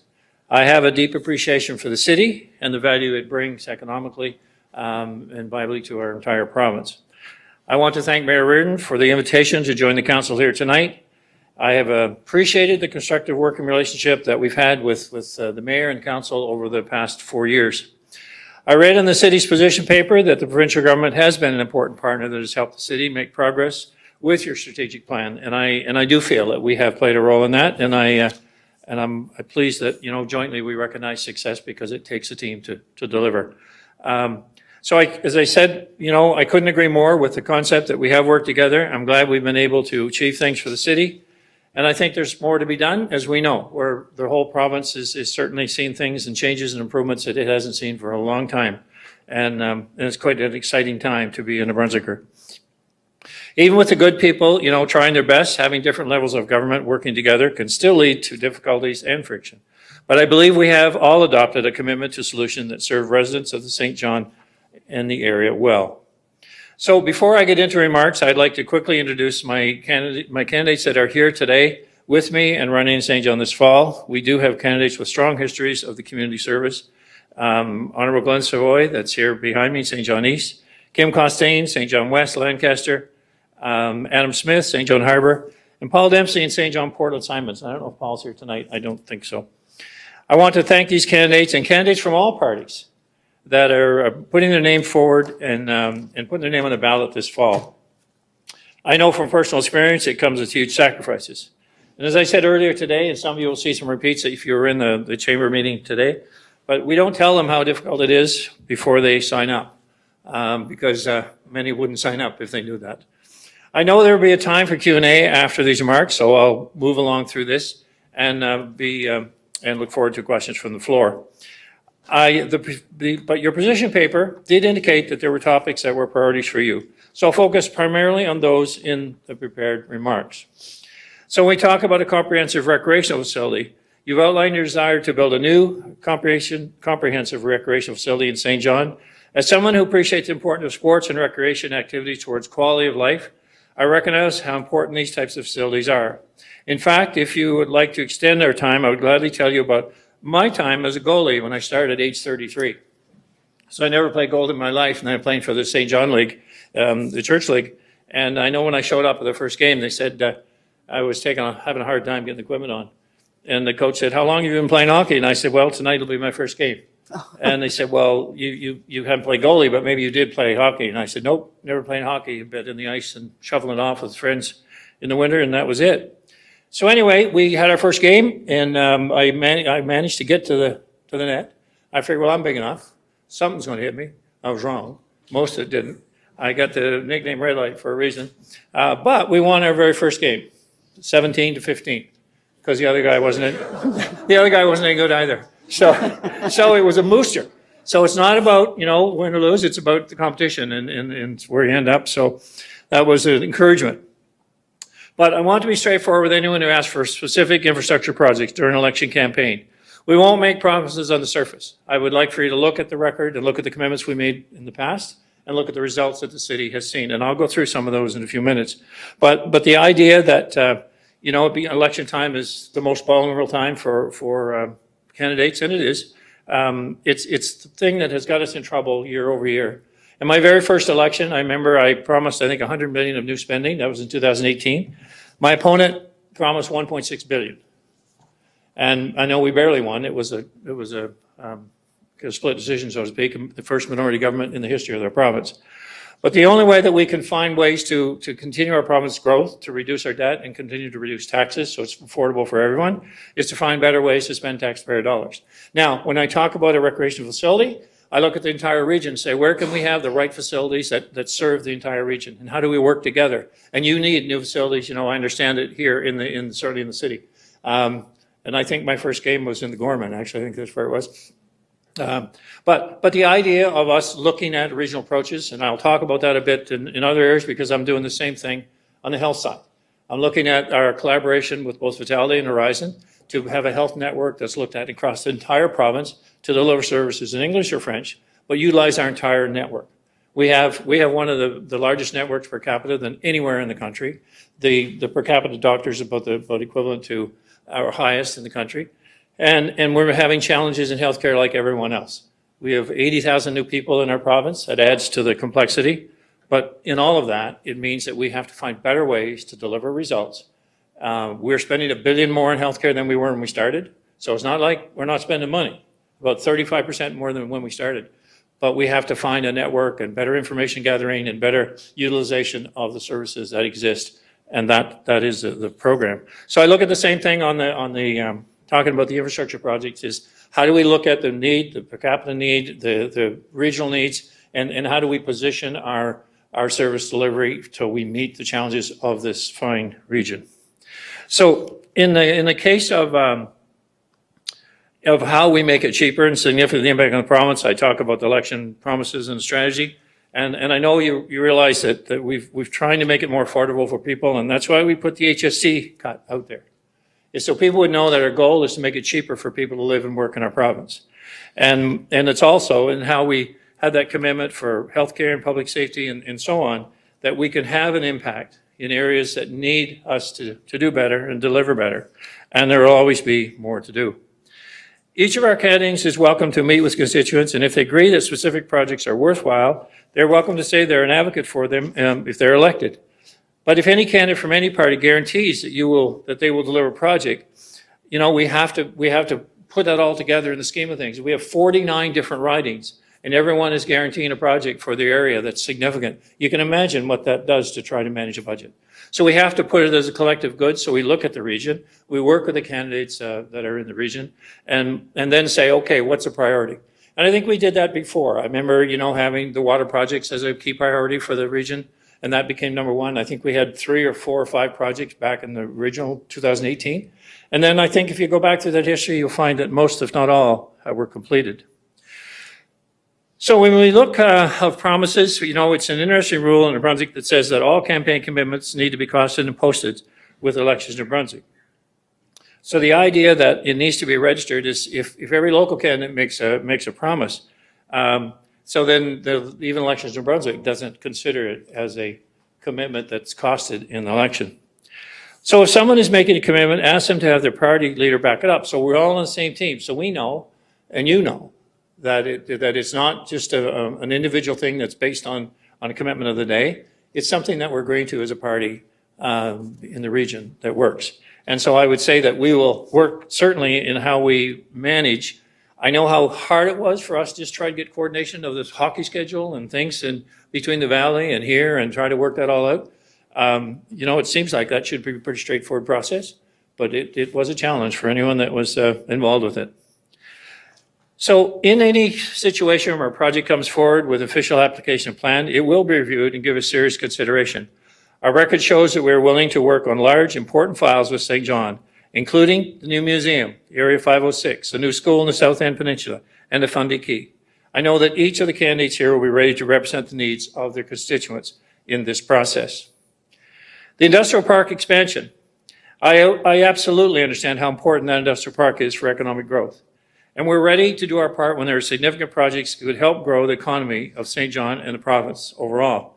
Now, I want to speak about a particular thing that took place many years ago, my first foray into politics in finance, and I was finance minister. And it had to do because I sat here watching the port, the main harbor, empty for years. I was involved with Irving Oil, and we were shipping product in and out on Courtney Bay, but nothing was happening in the main harbor. And when I got in government, I was working with the port that how do we get ships to come in here? Because we knew of how many industries were shipping to Halifax or shipping to Montreal or Quebec, and by train or rail and then shipped out from there. Why couldn't we get something here? So we subsidized the first shipping line, MSC, to come here. It was a joint arrangement between government and the port, just to get them to call, because they wouldn't. So we don't have enough business. It's not economical. So we got the first ship to come here and then come on a regular basis. And then we started putting the pressure on into other ships, other suppliers or exporters, and say, we want you to use the port. We want you to use this port here in St. John. So that starts to gain some momentum. DP World showed up, and that certainly added to bring us onto the world scene. And then when CP showed up, wow, now we're starting to cook with gas, and you've all seen the results of that. I know then the issue with CP, when they were trying to acquire Kansas City Rail, which made their destination for them through Americas, it really made a case where it made a lot of sense, but they were having a real difficult time with CN taking a predatory pricing model. But anyway, when we were asked to support the CPKC acquisition, we did. We did in very clear terms. Of course, our legal said, oh, we can't do that as a government. Well, we did. And we wrote it and we signed it, and I signed it and said, I fully endorse this because it was a big deal for this city. And I guess I say that because I'm not afraid to sign up and make a difference in places that we can deliver, and it means something for the long term. So for me, it's not about a 4-year commitment. It's not about the flavor of the day through the campaign. It's about how do we rebuild and continue to build on the prosperity that we're seeing in this city, not any different than what we're seeing right across this province. And I think St. John, and you've demonstrated to the constituents, what you've done in terms of your 20% tax difference, but the way you've addressed meaningfully improvements in your operation and how do you get better delivery without just costing people more is the same approach that we've taken in government. And it's the same approach to say, I don't need to keep taxing anymore, but I need to do better with your money. And if someone says to me, oh, well, I just need to spend more money on this and it'll get better. And most times people say, well, if we analyze how much money spent, that's good. It doesn't matter how much money you spent. It matters if you get any results for the money you do spend. And I may be unique here, but I don't believe New Brunswick or government can spend money as well as individuals. So in the HST is the example of putting more money in pockets of people. And that's what, I think makes an opportunity for people to invest their money where they say it can do the best. On the industrial park, we've looked at big projects for the industrial park. And some of you may be aware of that, but certainly when a big project comes along, we will be at the table to be part of that. Because we want to build security it's not about as I said, not about 4 years, it's about a future. And it's about people moving back here that can live here and work here for their entire life. And the next generation, and the next generation. So I'm all about how do we build and develop the standards. The whole municipal reform program was about having similar capabilities in 12 different regions that people could move anywhere in the province and be able to live and work and have the amenities that they needed to attract people from the outside. And we're seeing that attraction from the outside. In St. John, we have a unique opportunity here because of the port, because of the rail, with the only real area that has 2 Class 5 railroads that are one or Class 1 that are accessing it, and a tremendous highway system close to the border. So we certainly are advantaged right here, and I think it's just beginning to be seen, and I'm aware of other investments that are going to happen here in the city to continue to expand the port capabilities. So I would only say about that if there are opportunities that we need to develop and expand that industrial park, then we'll be there to participate in that process. The affordable housing and the social mandate. So in terms of battling poverty, we've taken steps to allow New Brunswickers to keep more of their income. We've cut income tax, providing more than $370 million in tax relief. This summer, we announced, which I've just mentioned in terms of the HST, which will mean about $1,000 a year to the average citizen in the province. The sales tax hits the lower income harder as percentage than the overall earnings, unlike the more progressive income tax, which charges a lower percentage on lower income brackets. But the tax and reduction of what you pay every day from 15 to 13 it means the same dollar value to everyone. We also raised the minimum wage. We did it in several stages initially to get us up in a better category, and we put it on a CPI. And I remember people said one year, oh, well, it's only 1% or whatever in CPI. Well, you haven't heard any complaints about that over the last few years, because it works both ways, where you start to build based on just an automatic adjustment to those that need it the most. We implemented the emergency food and fuel benefit to help income and seniors. And this will give New Brunswick the lowest sales tax rate east of Canada when you implement the HST reduction. It will also save the average New Brunswicker, as I mentioned, $1,000 per year. On housing and social issues like mental health and addictions, I'll start by acknowledging just how difficult this topic is. But what we do know is our hospitals are not well equipped to deal with mental health situations. And if you look across the country, you see different models that are being employed. And one such model is basically pulling mental health and addiction services out of the actual hospital setting and building special treatment facilities that actually deal with this in a professional way that actually makes a difference. And we're exploring those models because our goal is a mental health and addiction treatment facilities. And I say facilities because I don't think any one. Some are there more so than others, but there probably will need to be several more that basically are focused on just that. What I've learned over the last while is just what a difficult process and what a lengthy process it is to work with individuals to get them off an addiction or to actually have them work through their mental health issues. And it becomes a relationship building exercise, and it takes a long time. I've also learned that in the process of individuals that have recovered from being an addict or being on the streets, you know, one individual, we met with a group who was recovered, obviously had lasting effects on their addiction, basically said, you know, now I have a bank account. And I said, well, so that's important to you? And he said, absolutely. He said, I never thought I'd have anything. But his social assistance check was being used. Someone was managing it and helping him with it because he was getting everything provided for him in terms of housing, in terms of shelters and food or from kitchens and such. So he was actually, you know, okay that way. But now he was building reserves that would one day he saw hope in his future. And that's what we miss in many areas is we don't create that hope. And we also accept conditions along our streets. Now, we had situations here where we had the fire when 2 individuals left. I called the father of one of the victims that day, the daughter who perished in that fire.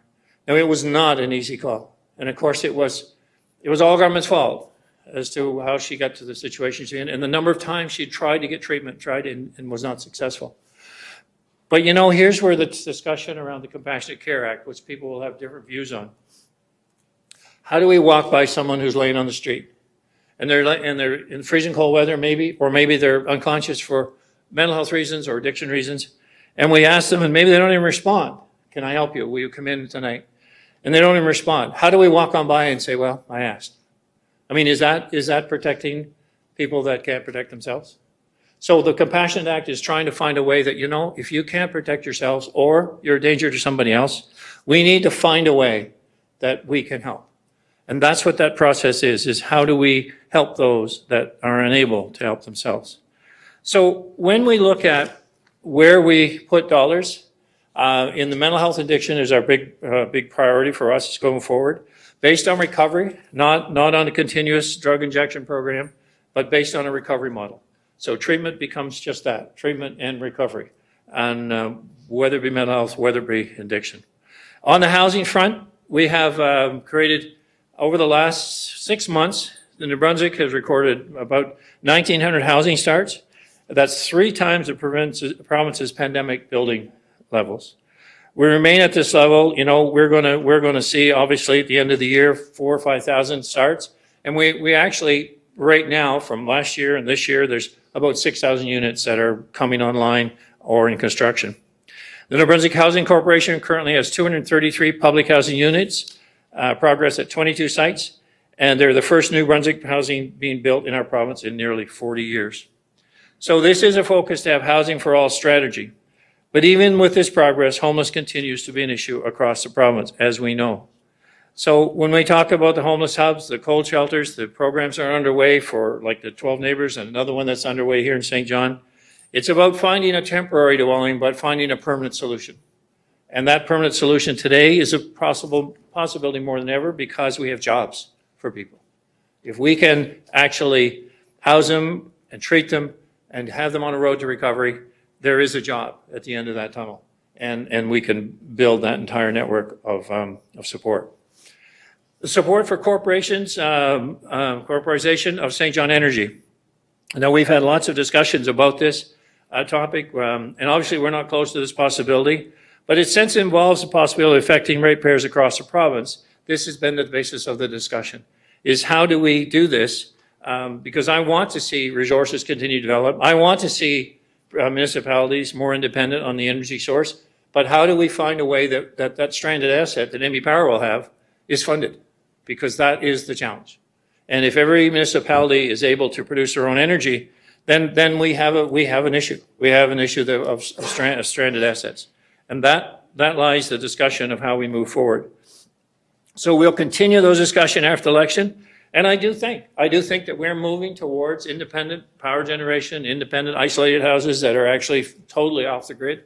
I mean, that's the reality of where we are today. And I think in that process, it's kind of phasing the operation of NB Power to meet those changes in the energy supply. And that's what it'll be all about, is moving in a different direction over time that does not strand billions of dollars or millions of dollars of assets that we're trying to just waiting for the opportunity to use them.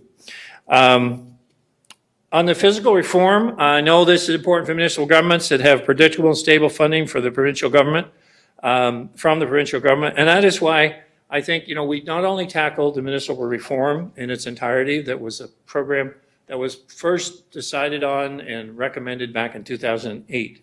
And so we're the first government to take it on and let's make it work. Now we're in the second phase of that with fiscal reform and matching up what municipalities need to run their operation. So it doesn't become a case where we're simply, having a model that money just keeps coming from the provincial government. It's finding a way to change the whole outlook so that you have the right resources that maybe are at this time part of provincial resources, but become part of municipal resources in order to have a long-term future and a stable income that you can depend on and that you can continue to build a thriving municipality. If there's, we get in discussions about that, I will ask Minister Savoy to respond because he's leading that process within our government. The idea, I guess, as we go through the fiscal issues, it'll be to look at everything. Nothing's off the table, including taxation levels, including industrial tax rates, including energy revenue. So it's all on the table as how do we manage going forward. And how do we maintain consistency so we don't set precedent in one area that another says, well, me too. And then we go down this kind of this slippery slope. So I know that in this election, I'm excited about the experience levels that we've seen, the mayors that are running for us, the Bathurst, Dalhousie, and the councillor from Campbellton. The more these folks are elected, I believe the more they'll bring to the table in relation to the connection with the municipality and how we grow together as two entities, but with a singular purpose. There's a note here about the road improvements to the airport arterial and Sims Corner. And I would say this is similar to the recreation center. We want to improve transportation systems, and we're willing partners in that process. We want to look at infrastructure priorities as they shift with greater demands. And if it makes sense to move one up the list, that we do it together. Because every municipality has, a certain amount of money that comes in for roads and improvements. And we all want to say, what are your priorities? So we can't do everything. And maybe some will promise everything. I'm not one of them that will do that. But I will work on your priorities.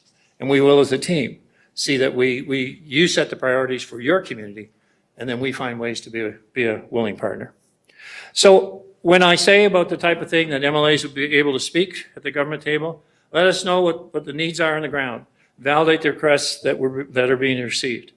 And I'll end this with, the work that's been done over the past year. And I guess I want to say this includes the upgrades to the NBCC campus, the groundbreaking for the new museum, and I know that all of you will have seen the photos and that, but there has been a lot of work done on choosing that style of museum, that location of museum, and building our heritage here that is second to none in the country.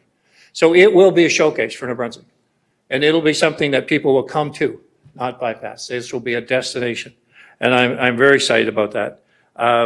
the new schools, obviously, that we're building, the healthcare investments. So I hope that we'll have a chance to continue working. New Brunswick is achieving things that it hasn't achieved for generations. And so while I know there's lots of political talk in many areas and there's lots of analysis, and most often, New Brunswick has been offside with the federal government in terms of parties. I add that little point because we have a history here of being about 70% offside. So whatever party's federally, we're opposite in the Brunswick. So, you know, I think we kind of know where it's heading in the coming months, a year, I should say. And it's important that we have momentum, and it's important that we don't lose momentum. So as much as I want to be able to continue this with my colleagues, what I'm most interested in is that we don't shift gears. You know, we've created momentum, as no one can deny that. We've created people moving here like never before. We have a tourism business that's actually a business now, where we're searching for people around the world, and they're coming here in great numbers. We have a health system now managed by business folks to look at better processes, connected across the province, with Vitality and Horizon working together, not against each other, in delivering healthcare. And that is unique. And no one else will probably even talk about it. But for me, if we don't utilize our entire resources, we will never have the healthcare system that our citizens deserve. And if you can't get a surgery here in St. John, or you can't get it somewhere in the province, you should be given the option to move to go to a different hospital, a different location, somewhere. But the patient-first strategy is about having that ability to know where an option is. And I know people from St. John that have gone to have a hip and knee surgery in Hamilton because they got it done 6 months earlier. Now, we should know about that. And so having a patient dispatch system where those resources are available and you can look and choose, and some may say, no, I'll wait, or some may say, yeah, I'll take that, go 6 months early. I'll go 8 months early.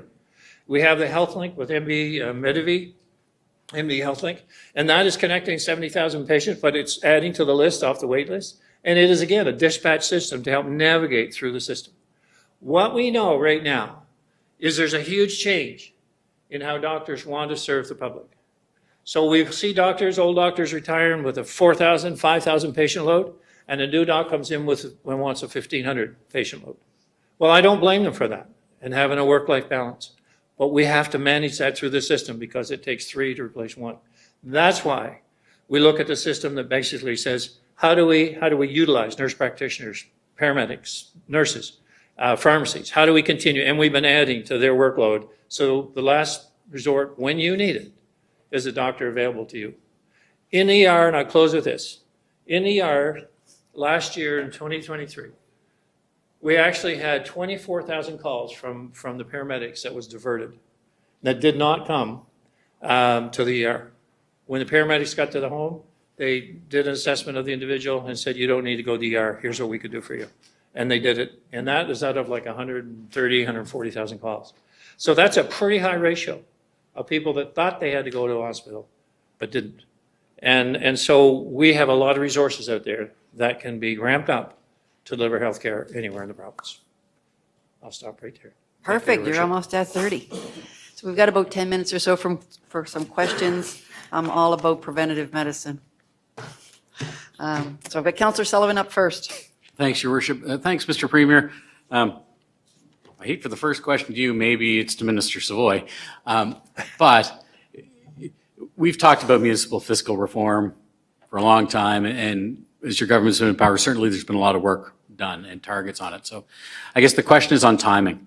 You know, my hope is that the homework's been done because the conversations have been there. So I'm just wondering what your current timing is like, where if your government was reelected when, you know, okay, we're going to see it so we can start planning and do our work based on that. Fair enough. Yep. So thank you for the question. So basically, we've been following the white paper, which says that we will get the consultation and the data gathering piece done by January of 2025. So we're in that process right now, and I was part of a shift to allow for the municipalities to have a greater say and a greater position within that process. So rather than a singular touch point, you know, what we've done is we've brought the municipal associations right into the workings of government so that municipalities can be a real part. I heard the mayor, you know, talk many times about a $300 million infrastructure deficit here in the city. We need to understand that right across the province. So we need to know what all the challenges are. So we're doing that data gathering right now. I certainly know that the Municipal Association has had a consultant hired, and I'll be presented with that information coming soon. But we'll certainly use that to compare with the data analysis that we've done through this process to get us there. So after we get all of the data collated and we figure out, what the real deficits are and where we're at in terms of structure, do we need to, to look at industrial taxes being flowed to the municipality from where they come? Those are all questions that will be answered through that process. So ultimately what happens after that is we will embark on a legislative process, because don't forget, this involves Service New Brunswick, this involves Finance and Treasury Board, and it also involves local government, my department. So we'll probably have to do some legislative changes through that. That will happen in 2025 for a 2026 implementation. So that'll be the timeline. Now, again, depending on where we land, maybe a shorter timeline, because it may be regulatory changes versus legislative changes. No, thank you for that, because ultimately 2026 would be the target, because everything, that's our year, right? We'd be into 2025, but that's fair. Thank you for that. My last piece I'll just leave you with is more of an ask. I know that the conversation has been sometimes difficult and lengthy with regards to St. John Energy and the corporatization. And I certainly understand the concern of NB Power with regards to stranded assets. And I guess this is where my understanding may be different from your understanding. So the ask is maybe you go find somebody that isn't St. John Energy or NB Power to get an understanding. Because my understanding is the corporatization ask is separate from the building of windmills and the local generation of energy, and more towards the future of energy and energization and getting more chargers for cars and water heaters and more partnerships with companies like OSCO and Kraken and those sorts of things. And that this piece in and of itself, the corporatization legislation, isn't about building more solar farms and windmills. So that's just an ask, that because I know that there are concerns, and I know that it has come to some of this, which is unfortunate. And that would be my ask, is just. Fair enough. So we may need arbitrators, is that it? Let's call it a mediator first. Mediator? and I'd be happy to sit with you, but Fair enough. But in our energy plan, we do talk about 1,400 megawatts of new wind and solar generation. So that is part of the system that NB Power are looking at. How do we integrate? So there is a path there, because we know that more is needed. What we also know is that, during we had a period of winter ago, not last winter, winter before, for about 48 hours where we were right on the bubble and we had everything running, and Quebec shut us off for power supply. We had high winds, cold weather. And in that scenario, the wind farm dropped from, I think, 200 or so megawatts down to 20, because contrary to popular opinion, they do not produce electricity when it's really cold and really windy. And so it is how do we balance the part that we want more wind and solar? Can we have enough battery storage to weather those particular events? And that's part of the reliability that people are demanding. And I think that's an incredibly important discussion, especially as we work away from fossil fuels and all that piece. I just think that's a different discussion than the corporatization legislation. Anyway. But fair enough, good point. If you could have a look from somewhere, a third party that isn't in the middle of the heat of that conversation, that's my ask. Ryan, you good with that? Sounds good. I could add a vector to that. So just, Councillor Sullivan, based on fiscal reform, that is something that is added in that process. So tentatively, what we've done with the work of the municipal associations is to try to, as much as we can, categorize municipalities based on, and I'll use the word, the suite of services that they offer, because not every municipality offers the same service. So how do we ensure that what we wind up landing on from a taxation model works for St. John, which has an energy company that other entities don't have? So how do we make sure that we have a uniform approach, like the Premier talked about, to taxation policies and fiscal realities facing municipalities that actually works for all municipalities? So it's finding that nice place where we're actually helping the vast majority of municipalities have a chance to thrive and survive. And I think going through this process, if we can land on that, then I think we've won, because then having municipalities that are self-sufficient and able to survive on their own based on the level of services that they offer or the aspirational services that they want to offer has been achieved through a comprehensive approach. And certainly, corporatization of St. John Energy is part of the fiscal reform lens. Thanks. Thank you. Deputy, over to you next, and then Councillor Radwan will wrap it up for us. Thank you, Worship. Thank you, Premier, for coming in and speaking with us tonight. I'll ask you the same question I asked the other two leaders. You know, we talk about people experiencing homelessness, and there's different groups of people that experience homelessness. And yes, we can do certain things for people who just need a house, but there's a lot of people that need help, a lot of help. And we've got facilities around the province. We have one close here, Ridgewood Addiction and Mental Health Services. And we have a lot of people that are, you know, in trouble, that are on the streets are in big trouble. And I'm wondering what your thoughts are on expanding the facility and the services that we already offer to accommodate the need of today and try to get these people some real help. So Councillor, absolutely, that's going to be necessary. Because when I talked about the mental health and addiction treatment, and which falls into the homeless side of it, you know, how do people get to be homeless and what kind of facilities or treatments required? We have to look at our existing locations, our existing facilities. That Ridgewood would be one, but there are several around the province, and basically say, okay, what can they deliver with the numbers we have, and what different capacity do they need? So when I talk about these facilities, I'm saying there are additional facilities required. Some of them may simply be adding to the ones that exist, but having a different model where there is a mental health and addiction treatment capability that we can actually address people. So when they want to come off the street, you know, one of the things I think we all know is when someone decides, I want help, you got to be there. You got to have a vacancy. And I mean, I've learned that over the years that, and I, as I said, I would never have believed how long it takes to build that trust of an individual that's going through such trauma in order to have them make a different decision.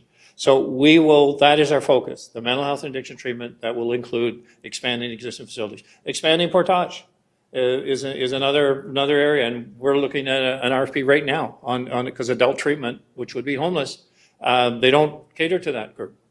And so we've had numerous discussions with portage, and that whole RFP will be based on, they're certainly a candidate in the process, and they have a successful operation already. Okay, thank you. Thank you. And Councillor Radwan, over to you. Thank you, Mayor. Thank you, Premier, for coming. So you spoke a bit about institutionalization of people with mental health and addictions, and Portage, you're right, does amazing work, actually. But how do you think that we should be taking care of people that are not ready to stop using hard drugs? So that's my first question. My second one is that some people are saying that the 2% savings you're talking about in HST is helping the rich. How do you think it is helping the most vulnerable, or is there something else in your platform that would be more helpful to them? And I just wanted you to speak to if you have somebody in the riding over in Rossay, because they oversee Glen Falls. So I guess the point of the HST, it's worth about $1,000 to the average taxpayer or average purchaser or average citizen. So regardless if you're rich or poor, I can appreciate what you're saying. If you're buying a more expensive car, then you get more rebate off the tax side. But $1,000 is based on income across the average of what you normally buy for running a household or everyday activities. So that's the benefit to really everyone, and it applies to everyone. So that was the concept. In terms of, I guess, how do you get someone into the, treatment program? So what we're finding, and when we really want to lay it out and talk, frankly with each other, there's some real concerns in communities about the safety of individuals. Not only safety of the addict or the person that's going through this trauma, but the citizens every day that are experiencing individuals, along the sidewalk or businesses in their front. So we have to find a way to say, okay, when does it become a safety issue? When does it become a public safety issue? When does it become a personal safety issue? So I think that, we have to make the hard choices and find a way to balance that so that we don't have a situation where someone really gets hurt from someone who is let's say heavily addicted and in a situation that they're just not thinking straight and they hurt someone else. And that's the risk that I think we're trying to mitigate. And with the increase of, in the housing, so if you do the snowball effect, With an increase in population, we've had a big demand on housing, which has put a strain on affordable housing, and therefore a lot of people have found themselves homeless because the rates have gone up so we are focused on the affordable housing model. But what we're seeing right now is we're almost over the bell curve there a little bit, where we're starting to see vacancies show up again. And the more that happens in some of the more expensive places, it will start the rates to come back down. But that doesn't preclude our need for affordable housing subsidies. And we've got 4 tenders out, we've got 6 tenders out with modular home manufacturers to build those units and place in communities that can be affordable for people to live in. I appreciate that, Premier, but don't you think maybe a rent cap could help with that? Well, here's the balance that we're trying to strike. We're trying to encourage people to build as much as they can. I say we got 6,000, right? We look at the rent situation that's there right now, and we're saying, okay, so where's the problem, Ben? And we have a rent control system. So if a landlord comes in and just raises the rent, and they can't do that. They can't just jump to market rate. So they have to go through a process. And what's happening in that process is that our NB Housing Group are basically saying, okay, it's going to take 3, 4 years, maybe 5 years to get to the market. Now, landlords aren't happy about that. They're saying, well, no, the market, we've been suffering from low income for years. The market is now, but it is what it is. There's a balance. So we do control it in that regard. And when I look at the average, and we're seeing the rates come down, the interest rates, we're seeing now things subside a little bit. We're looking at ensuring that our interest rates or our raising of rates or rentals, it's I think and I'm going to use this example. There was somebody that was living, and it was a senior couple living in an apartment, and the landlord raised the rent by about $50. And it was up from, it was maybe, I'll use, I don't know the numbers exactly, but $1,200 to $1,250. But the market was about $1,500 or $1,550. So they raised it $50, and the tenants complained. So went to the appeal process, and it came back and said, the market is really $250 more than that. So we, raising it in this series would meet our formula. And the individuals actually, once they knew the differential of where it was and where it is, because there's been so long, our rates have been low in the province, they actually called the landlord and thanked him for not raising it more. So it is a shock, and we've tried to mitigate the shock. But it is a process of market forces should control. And that's what we're trying to say. We don't want to see landlords taking advantage of tenants. And when we find that, we will react to it. I appreciate that, Premier. I mean, I can totally appreciate what you're saying with that. We need landlords to be sustainable, but some people have had their rents doubled, and it just looks totally unjustified. So I don't know where it's doubled. I mean, I would be interested to know those cases. I know that we've had people snap up, build old buildings, and then maybe shut them down for a while, put a lot of money into them. Now, if they've done a lot of that, it's kind of like a new building in some ways. But we also know people that haven't. They just bought the building. And now, yes, the capital was probably higher than what it was all paid for probably before. So I would like to know specific cases where that is happened, because I would like to look into that. yeah, I'll definitely send it to you. Do that, please. Thank you, Councillor. Okay, that looks like that's it for us, for questions for you. And I do want to thank you for coming in. And, our job as a team here is to advocate on behalf of the City of St. John. And, we've done that historically, and we've made some good moves together. And one of the big ones that we had was the support with the operational audit that was done, and that the province supported us on. It was your team at the time. Out of that came the Ernst & Young report and a suite of, of actions that we then triggered. So that makes the change. But the big changes for us, the transformational changes for us, are all things that we would need help with, either through legislation or whatever. I guess we would see the multiplex as a quality of life issue, but also how does exercise and those things impact healthcare? And I think everything else is probably pretty much explanatory as we've gone through the list. So I do want to thank you for being here tonight. Your Worship, could I just add one little point? And I mentioned today at noon, but it is probably the biggest economic generator that this city, this area would have had for an opportunity for a long time. So you've heard me talk a lot about the natural gas, or people have, and they say, well, what's the future in that? So right now, I had an interview, and I'm not going to make this a lengthy thing, but I had an interview not long ago, and it's with CBC, and they basically said, you know, we can buy, why aren't we going to meet the electrification of vehicles by 2035? And I said, we won't have the minerals, we won't be able to build the battery plants, and we've seen that slow down. And they said, well, we can buy all the batteries we want from China. I said, so let me understand this.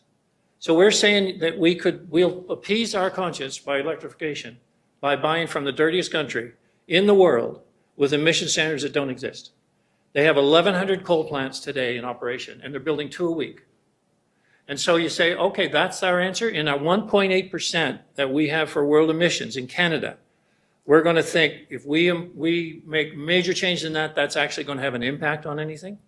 So when I talk about natural gas, and if you look at the energy roadmap, and if you look at any of the science around this, we got a gap right now between wind and solar and the capabilities and reliability, and nuclear, when it actually, the SMRs and all of the other facets, and hydrogen, there's a gap of about 15 to 20 years. We have MOUs right now with 3 countries in Europe that would sign up for 20-year contracts. We have a plant sitting out here idle that the company was prepared to put $3 billion into. And the only reason they didn't was not because they didn't have a market, because they already had contracts. They didn't have a gas supply. We're sitting on 77 trillion standard cubic feet of gas in the Macaulay area, Albert County, and then on up the eastern shore. Now, that gas, when used to shut down a coal plant, reduces the emissions by 50%. So we can now, you know, I say often we can have it all. Because here in New Brunswick, we can fund the affordability issues, we can actually have a reduction in world emissions, and we can provide the research and development money to make the next generation of power.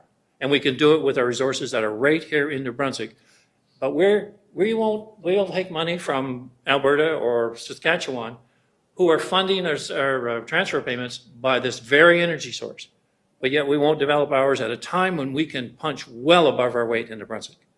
So I'll end there, but the point is that is an economic windfall for this city, for this province, this region, and it deals with affordability without more taxation. And it deals with more money we need for mental health, addiction services, whatever we need.